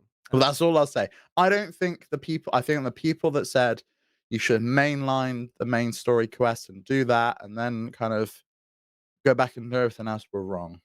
Incorrect. Not the right way to play it. I think Gene Park was correct. It's a marathon. You should enjoy it. Do everything you want to do. And then when you feel like, oh, I really want to wrap this story up now and find out what it's all about, then finish the main quest. That's the way I would play it anyway. That's the way I played it. Okay. I think my plan is in my next session, I'm gonna move the main story along and, try to hit this next threshold people are talking about, and then I wanna get deep I don't into think a you'll be able couple of to stop those at that point. It's those gonna factions. snowball. You'll be like, "Shit, this is where it's going now." Yeah. Really excited. Man, I mean, that's been my experience, like, almost every night, like, I am hitting some real sleep deprivation hours with this fucking game, man, it's rough, like, Yeah, too busy up all night flirting with Barrett. That's what I was doing anyway. And then I find out he's married, and I'm like, haven't "What?" haven't hung out with him yet, really, like, like, I gotta go get him off planet. He's married, though, oh, no. I've heard I know Gene was, you know, flirting with him You can. too, so I flirted with Sarah once, and she's like, "I'm very flattered, but it's not the time or place for that." And I'm yo, like, "Oh, so I'm funny. sorry, Sarah." So, I'm s so I think yeah, it was Alana Pierce was talking about it. She had Gene Park and Andy Cortez from Kind of Funny on like a little mini podcast to discuss it. And I remember she was saying that she had tried to flirt with a crew member and that she had gotten rejected. And I was like, "Oh, that's interesting." And then literally as soon as I started playing, I was like, "It was Sarah. Sarah rejected her." Like that's Yeah. definitely the character who's probably the hardest to romance because she's like very no nonsense. Yeah, she really is. She means business. She's all about the consolation. That's what she's there for. That was why I immediately, as soon as I was done with the one quest, I was like, "All right, like I'm gonna travel with Vasco again for a while because I want to go Yeah. do some stupid side quests, and I don't want you judging me for like not actually dealing with anything that's It's like, important." "Oh no, I accidentally stole something." Sarah hated that. It's like, "Oh, I'm so sorry. This is Goody Two Shoes. How dare I steal that med pack that I desperately need? I guess I'll just die instead." How are you gonna get the artifacts then, Sarah? Did you think about that? We gotta commandeer this, all right? So let me get your answer to this one, Steve. How has Starfield changed the way you view Bethesda games? Because like you said, you're a big Bethesda fan. You love Bethesda games. You've been looking forward to it for a long time. Um, I mean, I want to hear your answer to this question. How, if at all, has it changed how you feel about them? But also, like, now that you've rolled credits, you're in New Game Plus. Where do you feel like it ranks on the pantheon of Bethesda games? Oh, okay. I really like Bethesda games. I don't think it's changed my opinion of them. I still think they're kind of at the top of their game. Um, I think there's Do things you that think could be. that? Do you feel like this I like really proved that they've do. still got it? Yeah, I really do. I think this game proved that they can still make a Bethesda game. They're the only studio that makes this style game to this level of depth. I don't think Cyberpunk really even came close to it in No, my opinion. I don't think so. Um, and that's the only game I could think of that I could really make this comparison to. That's like a space RPG with shooter elements that has factions and this that, and the other. And it's great. I had a good time with it. Um, I think for me, Oblivion's number one. That might be nostalgia reasons because it's the first one I played. It was back in 2005. It Yeah, was on the Xbox. I spent so much of my life playing that game. the life changer. Um, I think probably this is second place now. Nice, And then cool. I would probably say Skyrim, and then put the other Fallouts in any order below. I like all of them. I don't really care. They can go in any order. They It's can be New tied Vegas. for fourth place. It's New New Vegas, Vegas. not a Bethesda Game Studios game. Oh, that's true. You're right. You're right. Fair enough. So if you're picking 3 or 4, probably 4 is better than 3 just 'cause it's newer and it adds the companion stuff in. But 3 is decent. I did like it. There you go. Fair enough. All right, number 2 from Asobi. In your opinion, is Starfield going to be Bethesda's Elden Ring of this year where seemingly everyone tries it out? No, 'cause Um, it's not on PlayStation. yeah, I think that's gonna be a big swing against it. I mean, obviously, if you're on PC, it's like, who cares? But I think, we know that the vast majority of players, that are on console own a PlayStation and don't own an Xbox. I do think this is the kind of game you go out and buy an Xbox for, but I don't I think this know is the first game that you go has out. come out since the Series X has been released that you go out and you buy an Xbox for. I And that's agree. insane because they bought this game. They didn't develop it in-house. They already knew it was in production. Yeah, it was They've almost a still not PlayStation really exclusive. Yeah, they've still really not had anything to show from Xbox Game Studios that demonstrates, like, the reason you should go and buy an Xbox until now. Yeah, and I mean, we've talked about it a lot. I think there are a lot of other games that are great and that justify owning an Xbox, but I think to like the average player, um, a lot of them are just not game. If you're not a racing person, if you're not into Halo, if you're not into indies, then it's like And maybe if you're not. just buying one console, you're gonna go for the one where the exclusives are. But to Asobi's Or point, this is one of those games that has that mass appeal, right? Like this is the follow yeah. up to Skyrim. Like that's people want that, and I will be very interested to see if Xbox makes any statement about that, or if we get an update about like how many units it ended up moving. Because I wouldn't be surprised if it really does end up being a big console seller. Yeah, I mean, it's gonna be difficult because 'cause they've said they had 6 million players in the first week, right? The launch week, Hmm. which is difficult because of the stupid early access stuff that I moaned about last week. But I don't know really what that means. Like, how many are playing on Game Pass? How many people are buying it? How many people are playing on PC? How many people are buying it on Steam versus playing on PC Game Pass? We don't know So what the spread is, and we never will. this is super anecdotal, but Starfield has surpassed Skyrim's concurrent player record on Steam, which is pretty big. Yeah, I saw that. Mango had some context for that in the Discord, in that Steam's concurrent users has actually gone up a lot since Skyrim was Of course, it released on has. PC. Sure. And Steam's concurrent users, I think, was like less than like the max that Starfield like reached or something. I don't really remember. Go join our Discord and read Mango's interpretation of it because it's important context, but it is a big number. It speaks to the fact that the game is successful, though. It's popular, Yeah, right? So, like, 100%. And I wonder if it wasn't on Game Pass, would that number be higher? Probably, because there probably are people playing on PC Game Pass yeah, that you would would be playing on imagine. Steam. Yeah, right. But it's also like that's fine, right? Like they know that Yeah, number. they don't care. They don't It care. sells Game Pass. Yeah. Yeah, and in the long term, it's probably more lucrative, right? Because if you actually like if you buy the game and you actually get into it, then Mm. you'll make more money. I've got to buy the DLC now, so they've Mhm. got some money out of me that way anyway. Or just like anecdotally, right? Like I almost so I had Game Pass turned off because I was playing Final Fantasy 16. So I wasn't, on Xbox the last couple months. So I re-upped so that I could get Starfield, and I'm already like, they're gonna make more money on me from this than if I had just bought it because I'll play it. Yeah, and now I wanna buy the controller and the headset, Yeah. and I want the watch. Ray bought the watch, and it looks amazing, and I'm really Dude, I jealous that wanted he that got the shit watch. so bad. It's Looks so so cool. good. The controller's so cool. And Like, and you get the and have you got to the room in the lodge and the case for the watch that it's the the watch same comes in? one. It's the Yeah. same one. It's so It's fucking cool. so cool. It's so dope. Um, yeah, I don't know. It's really cool. So yeah, I don't know. Like, I think it'll be interesting to see Asobi because I don't think it'll hit the same level as Elden Ring because it's an Xbox exclusive. I think that overall that will probably hurt the footprint of this game in the long run. But I think that they know that. I think that they know that this is supposed to be a console seller, and hopefully it equates to that. And here's the thing, Steve. I wanted to Well, another bit of anecdotal information. go for it. I've seen multiple people complain that there are queues to play this game on cloud streaming, and it's the Yeah, first time I've ever seen that. I've never seen anyone moan that they have to queue to play cloud streaming before. yeah, yeah. So I think a Same. lot of people playing this, even though they don't have an Xbox, they're just hopping on to Game Pass using cloud Playing on streaming their tablet or to play the something. game. Yeah. They on their tablet and it's the first time I've ever seen that happen. It's really cool.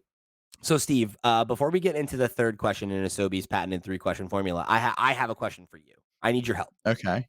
Okay. So, love of my life, my wife, Sarah and Mm. Bessie, right? Uh, big Bethesda fan, right? Huge Bethesda fan. Loves the Elder Scrolls. Has been very much looking forward to Starfield. We buy her a copy on Steam, and her laptop does not play nice with it. It's like Mm. just below the minimum requirements. It runs, but not well. Um, and it's not playing, Steve. It's not playing. No. It's not No. playing the way you want it. And for uh the new game from her favorite developer, we got to make sure this thing sings, right? So here's my thing. I've got a couple options for how I want to move forward, and I'd like for you to weigh in and give me your opinion here. Okay. So I looked into building her a new gaming PC, right? To meet the specs where we want them.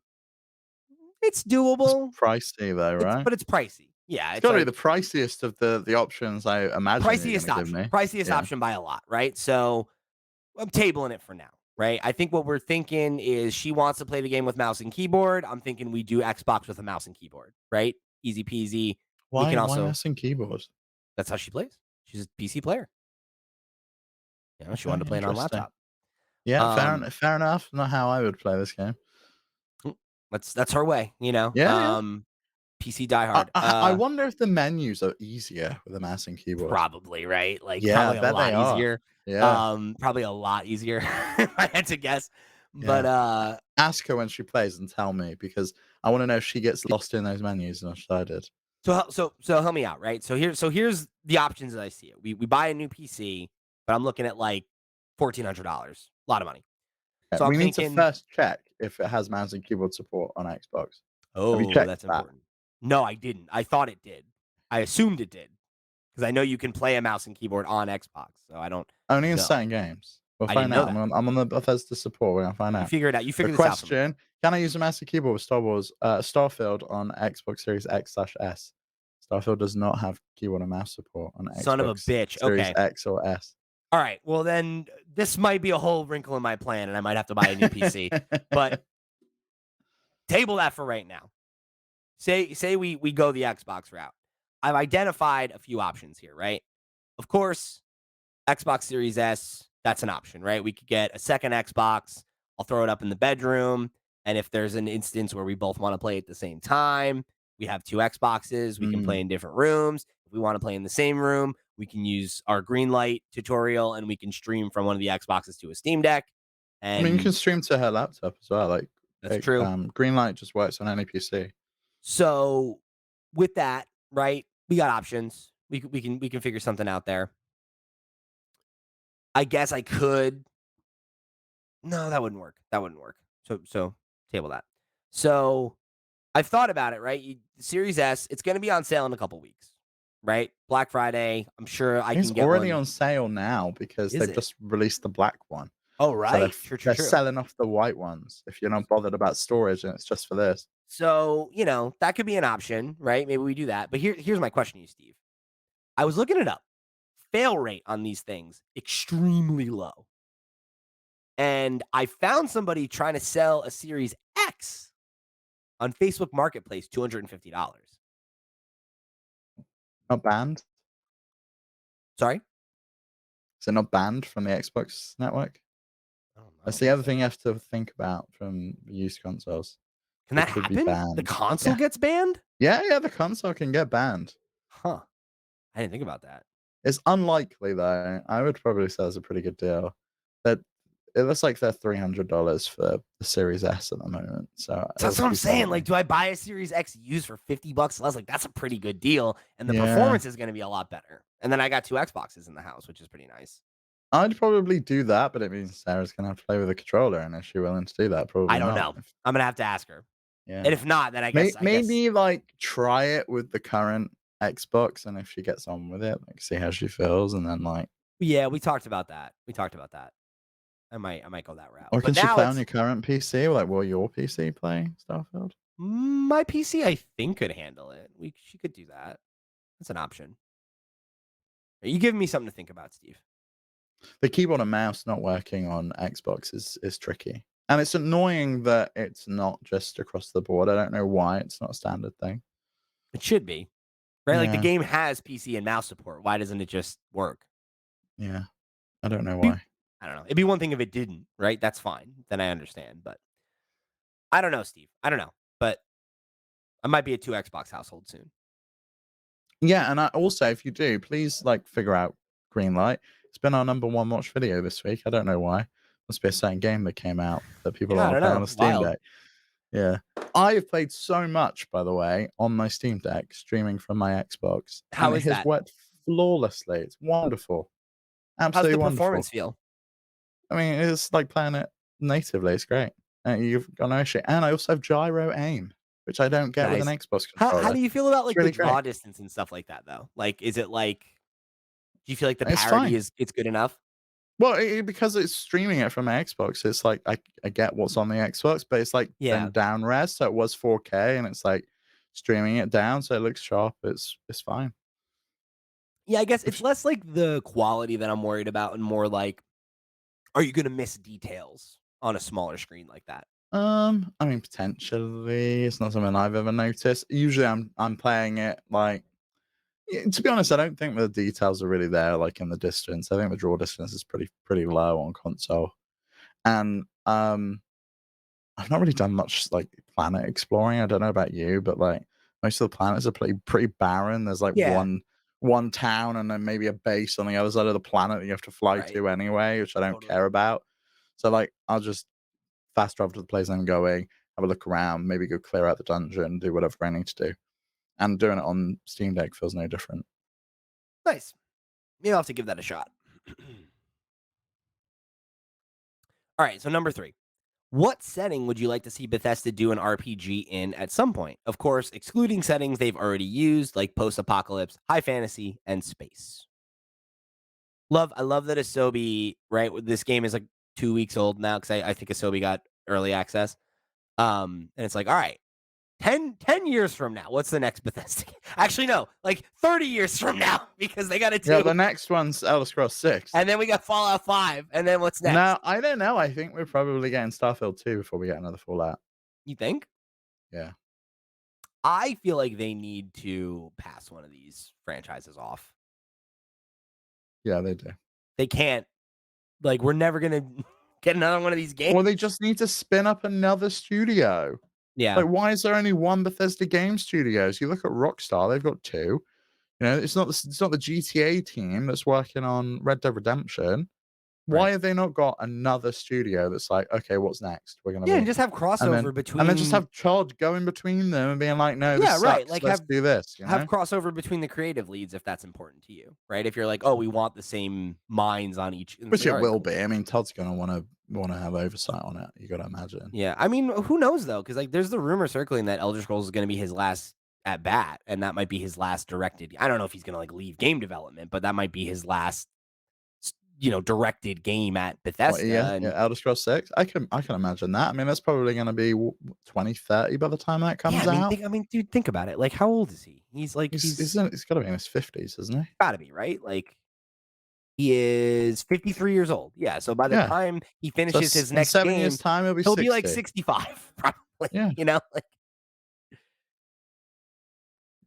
so I don't yeah. know. I don't think I'd wanna be doing the slog day to day when I'm 60. Mhm. Not a job like that. Not like this anyway, right? Like, even if he's still making video games, I could see him going indie. I could see him becoming more of a producer role, and not. He'll be the Bethesda ambassador. That'll be his job. He'll be the face But of Bethesda at events with the jacket. I could That's I really Pete Hines these days. Anyway, he's like really the face of Bethesda. That's true. But no, I could see him in a role like Miyamoto's, where it's like he's like, the I could see creative that because they've got the cohort. Amazon series coming out for Fallout next year, so I could see that. And maybe the Amazon series for Fallout would be a catalyst for them wanting to do another game. I don't know, but do you I just mean, give Obsidian the maybe keys to I would Fallout? that's what I would do at this point, is like let Obsidian make New Vegas 2, because like if Bethesda's doing all these, and if you're right that Starfield 2 is gonna happen, we're looking at 20 years probably before we get another Yeah. Fallout game. I don't know if we want that, I right? mean, I don't know. We got 2 Fallout games before Starfield, didn't we? We got Fallout 4, Fallout 76.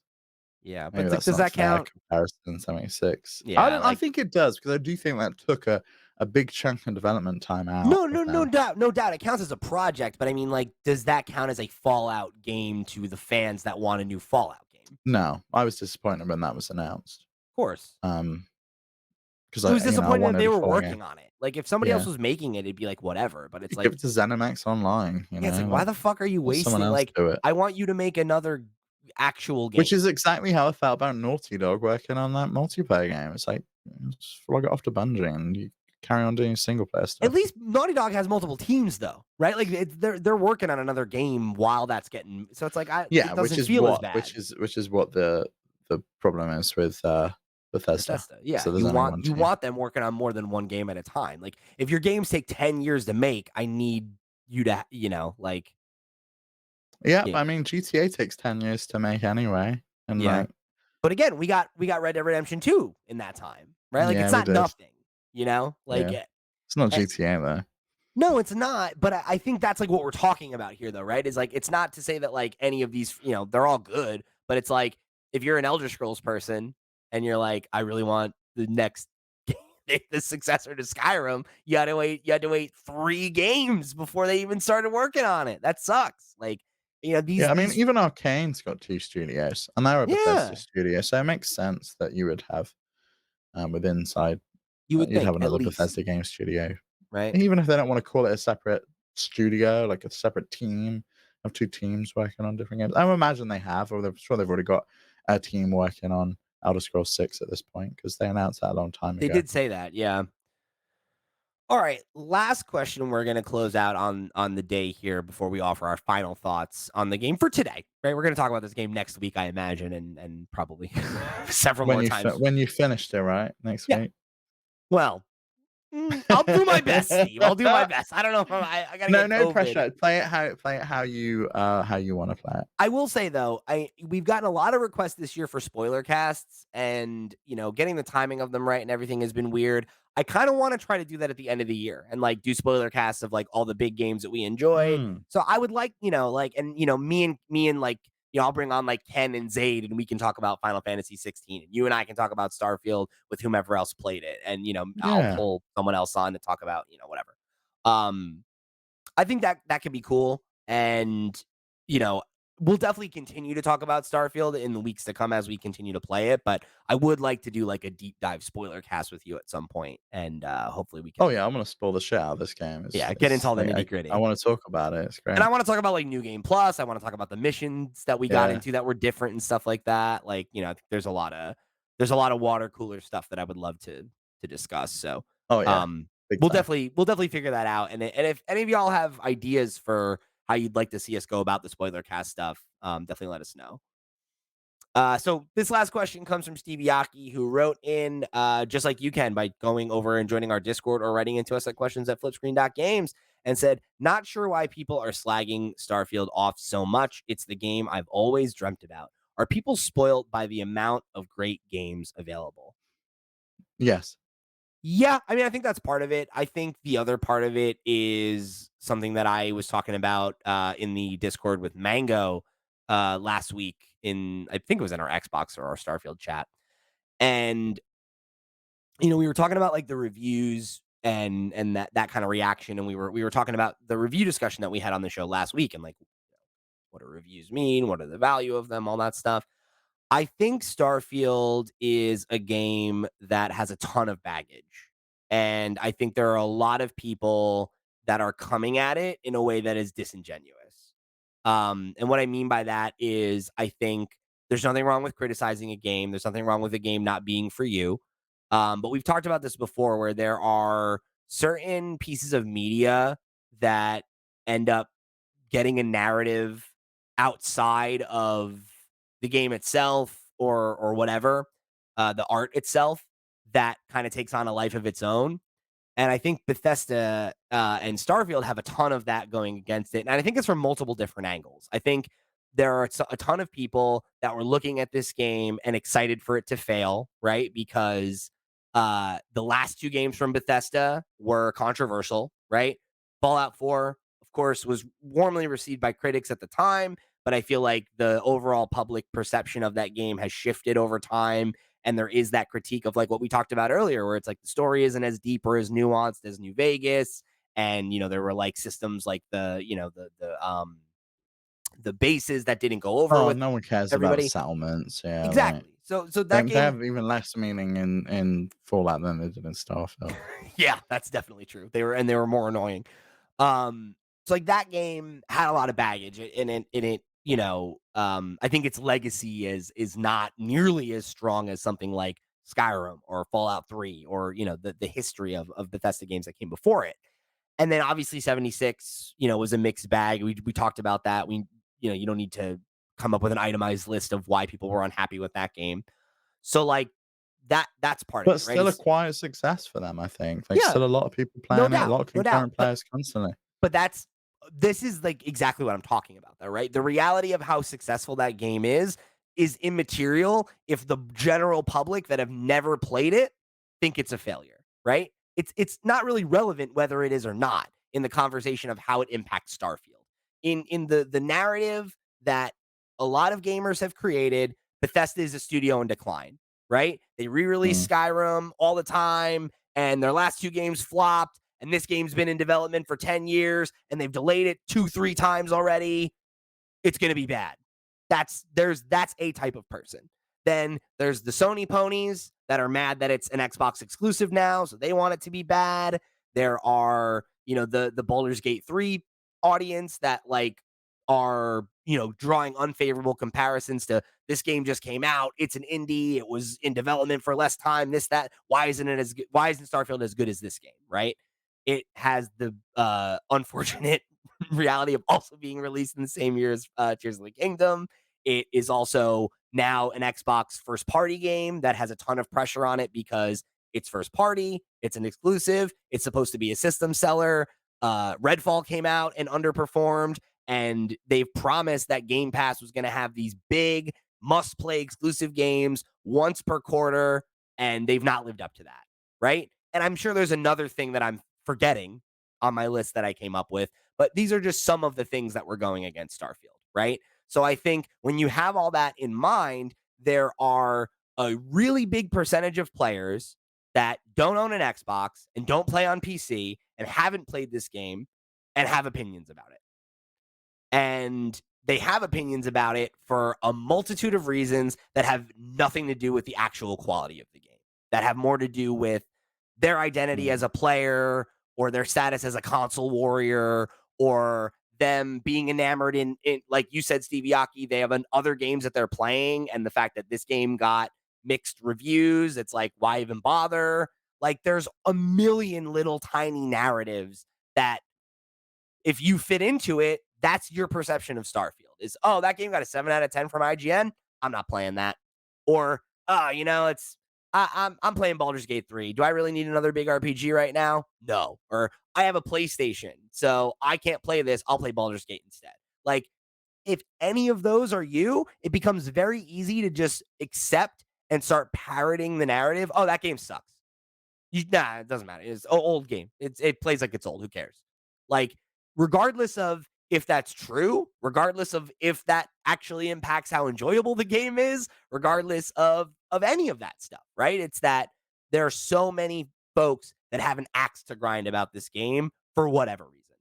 And when that's the case, it's like the exact same thing about how whenever you see any superhero movie that has like a woman in the lead role, right? And it's like, it got review bombed on Rotten Tomatoes, or like, Mhm. oh, the DLC for Horizon came out and Aloy's gay, so that's controversy now, right? Oh, it's woke, it's pandering, it's this review bombed, right? Like, people buy into narratives and perpetuate them for whatever reason. It's maybe they're mad that they can't play the game. Maybe they want to convince themselves that it sucks so they don't have to spend money on it, or don't have to justify the fact that they're not playing it and that they don't want to buy new hardware for it. Whatever the reason, if you can tell yourself that this sucks, and then you can perpetuate that opinion, and it's the popular opinion, and people will pat you on the back for saying it and like your little hot take or whatever, then yeah, people are going to keep doing it. And I don't mean to say that that's the broad case, right? Because I'm looking at, like, we had the dialogue with Arciela today, right? Like, they've not played the game. Like, they've had this experience of getting other people's opinions and being like, I don't know if this is for me.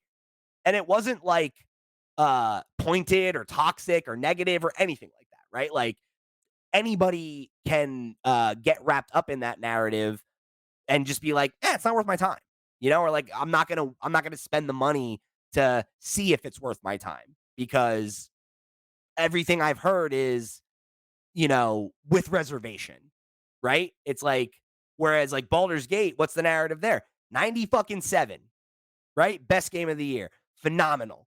Made by an indie studio, came out of nowhere. It's blowing all these other established, like, it's a success story that you want to be a part of, and it's easy to get behind that narrative. In the same way, it's easy to buy into the narrative that Tears of the Kingdom's going to win because there's a Nintendo bias, or Starfield is this or that and the other, right? We tell stories to ourselves and others, and we buy into them, and we just keep selling them. And I think that's why you have the dialogue you have around Starfield right now, is that, like, there are a ton of people that are playing it and really enjoying it who are not going to go on Twitter and bitch about it. And there are a ton of people that played it and genuinely didn't like it and are upset, and they want to express that opinion.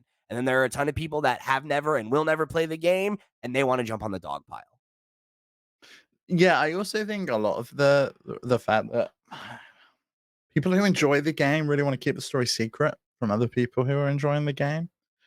And so I will not show cool moments and screenshots and It's hard to videos of talk stuff about that I've what's had cool about it too because without I can't ruining it. talk about it. Yeah. Whereas like Baldur's Gate is the opposite too, right? Where it's super easy to be like, here's this cool water cooler moment that happened because of the way I built my character and made decisions. And Yeah, it's and I like, rolled a specific way, and this it's will not probably really a never happen spoiler, for you. right? Like, I Yeah. could get to the same thing and not even have the same options that you had. So you're like, fuck it, I'll share it. Whereas like, I'm not going to share a moment where I'm like, oh, this cool surprise thing happened to me. I don't want to spoil it for you. I want you to experience it yourself. I think that goes against it too. That's a good point. It's not an easy Yeah, it's game to talk about because it's so deep and obtuse and weird and like kind of alienating. Like, it doesn't communicate to you that well. It doesn't really explain how deep it is. And you have to play for a long time to figure out what is special about it. And that's a turnoff to a lot of people. And I don't blame them. We've made fun of people that, oh, after the first 40 hours, that's when it gets really good. Like, that's, nobody wants that. Nobody wants to hear that I got to play 12 hours of this game before it's fun. And I don't think that, but I also wouldn't I blame think it's somebody for fun that. out the gate. I think the story really gets going at, like, 12 to 16 hours, depending on if you do any side stuff. Yeah. And I think that's fine because I think a lot of people just play it as they play any other Bethesda game, where it's like, oh, I'll just ignore the main quest for now. I'll go do everything else, and then I'll get to that when I want. That's how I played Skyrim and Oblivion. Like, you Yeah. play it for a little bit, and you're like, oh, I've got my feel of this for a while, and I'll go do some other stuff. But I kind of think maybe the game should funnel you to do a few more main quests before it Yeah, and I lets think you. that's the problem is like the game. I think the game has some real issues, and I think funneling is one of them. I think communicating what is fun about it is one of them. I don't blame anybody for not being sure if it's for them because I wasn't until I played it. So it's like I think it has that going against it too. I'm not surprised that there are a lot of people um, that are aligned with how RCL is feeling. Where it's like, you know, I'm already Mhm. playing the game of the year. Do I really am I gonna stop playing Baldur's Gate 3 to jump into Starfield? It's like, I don't know. And it's like, I don't blame them for that. Like, I didn't think I was going to. I was afraid I was gonna not even play Starfield because of how much I like Baldur's Gate 3. And then how much I like Starfield pulled me away from that. So like I don't know. And it's like, I think I'm still feeling like Baldur's Gate 3 is the superior game, but like I'm having just as much fun, if not more, with Starfield because it's got something.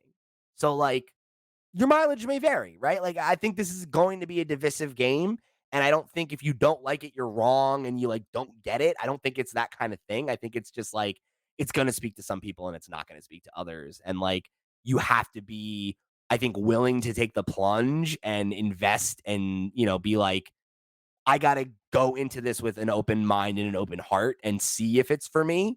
Yeah. Um, I think and if that's you like Fallout, though, you're gonna like this game. yeah. I really do. I think if you like Fallout, you like Or Elder shooting, you Scrolls. like, Elder Scrolls are less so because of the guns. I do think you have to like shooting things, and some people just don't.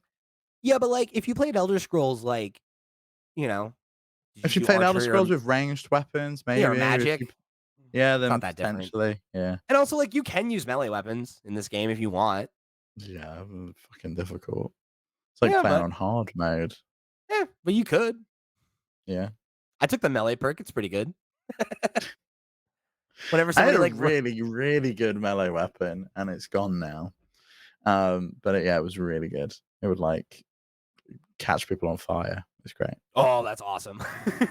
I started getting some really fun guns. I have a shotgun that sets people on fire. I have a poison rifle. Oh, Um, those ones are so good on humans, like the corrosive weapons. Oh, yeah. they're Oh, it's amazing. so good.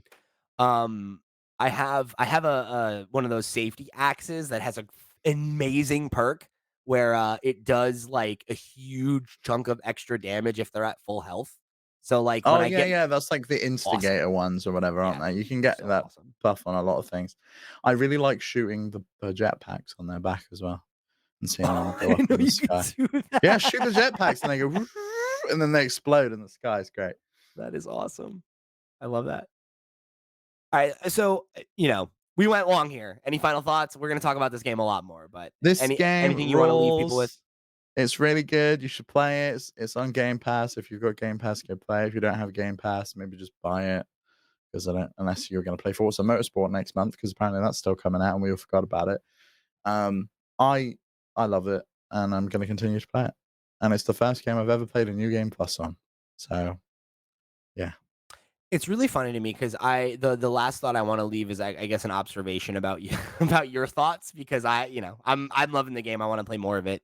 It's got my attention for sure. Um, is I remember in the Discord you saying like, oh, I don't know, I don't really play New Game Plus. Like I don't think I'm gonna do that. And I was like, I wonder because like I know you replay Bethesda games. You don't replay many games, but you do roll new characters in Bethesda games and I play them do. again. Yeah, So I was like, oh, like is he going to be motivated to do it right now, or is this a thing like 2 years from now? You're going to be like, oh, I did New Game Plus and it's so good. Like, why did I wait? Like, I was really wondering how it was going to play out, and I'm excited that you're that you'll invested. find out when you get to the end. I'm not, and I want to know what choices you make along the way. I'm looking forward to finding out. There's a lot of Well, choices you're gonna have to make. apparently, I only have Yeah. 30 hours left, so I gotta If hurry you up. want to, if you mainline it, you could probably do it in 20. You know, just slam the A button when anyone's talking. You don't need to hear the dialogue. Just get through it. No, you can't be doing that. That's an Yeah. unhinged. People who do that are insane.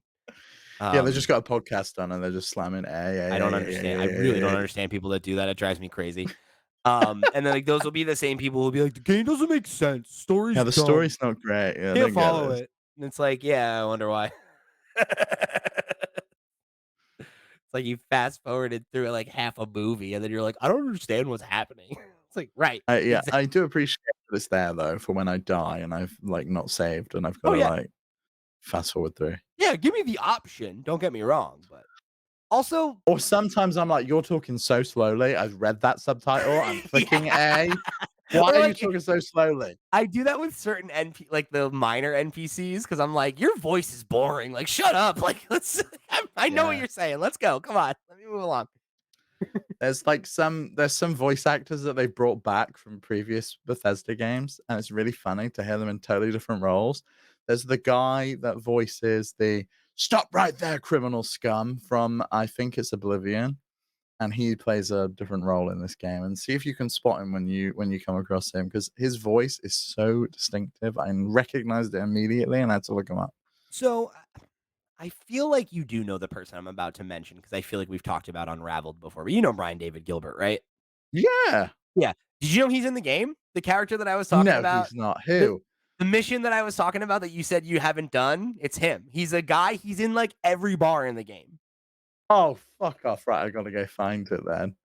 He's so funny. Oh, that's fun. It's a really Yeah. it's a good character too. It's a very funny performance for him. My only gripe with it is, like, I wish he was more involved. Like, I'm hoping that when I finish the quest I'm working on that, like, he'll like, I have more dialogue with him because it's so good. That's really fun. No, I like that. Yeah, I'm definitely gonna go seek him out then. Does it Big fan look of like him or is it just his voice? it doesn't really look like it, but, like, it kind Okay. of does just because it's, like, it's he's like a scrawny white dude, but, like, his hair's short and stuff, so it's like it doesn't really look like Yeah. him. But, it looks like a guy who could be related to him. That's cool. Yeah, I Anyway, like that. we'll leave it there for today. If you guys want to write in with any more of your thoughts on Starfield for next week's discussion, make sure you hit us up. FlipScreen.games. That's the website where you can find links to the Discord, the email address, however you want to get involved right into the show or show your support. We appreciate you for tuning in to another episode of FlipScreen Games Podcast. Remember, again, that is FlipScreen.games. Head over there, click on some stuff, write in with your thoughts and experiences on Starfield so that we can talk about what you all have been doing in the game next week. Because I want to hear more from you guys about how you're playing, how are you solving problems, what weird stuff are you going out and doing in the galaxy, and what should people be checking out. So, you finish with your yawn. We have to say goodbye now. It's not a yawn, it's a cough. I'm really sorry. But yeah, I'm still sick. I'm still a little bit sick, but yeah, But you thanks did for it. You were listening. here. You put in the Yeah. work for everybody today. And You're a if hero. and maybe people didn't even notice I was sick, you know? But now you get to the I end. don't think they would have. Frankly, you sound great. Yeah, there you go. Yeah. Gotta go take some antibiotics in a minute. My phone was just moaning at me. And then you got to record the sexy audiobooks, right? Like Left Eye Lazy Yeah, said. that's right. Yeah, Yeah. yeah. I've got 50 Shades of Grey ready to go there. Great. So make sure you go follow us on Patreon so you can get a copy of that when that drops. Anyway, thank you all again for tuning in for another show. For the crew, I've been Pete. He's been Steve. We'll see you next week, Stargazers.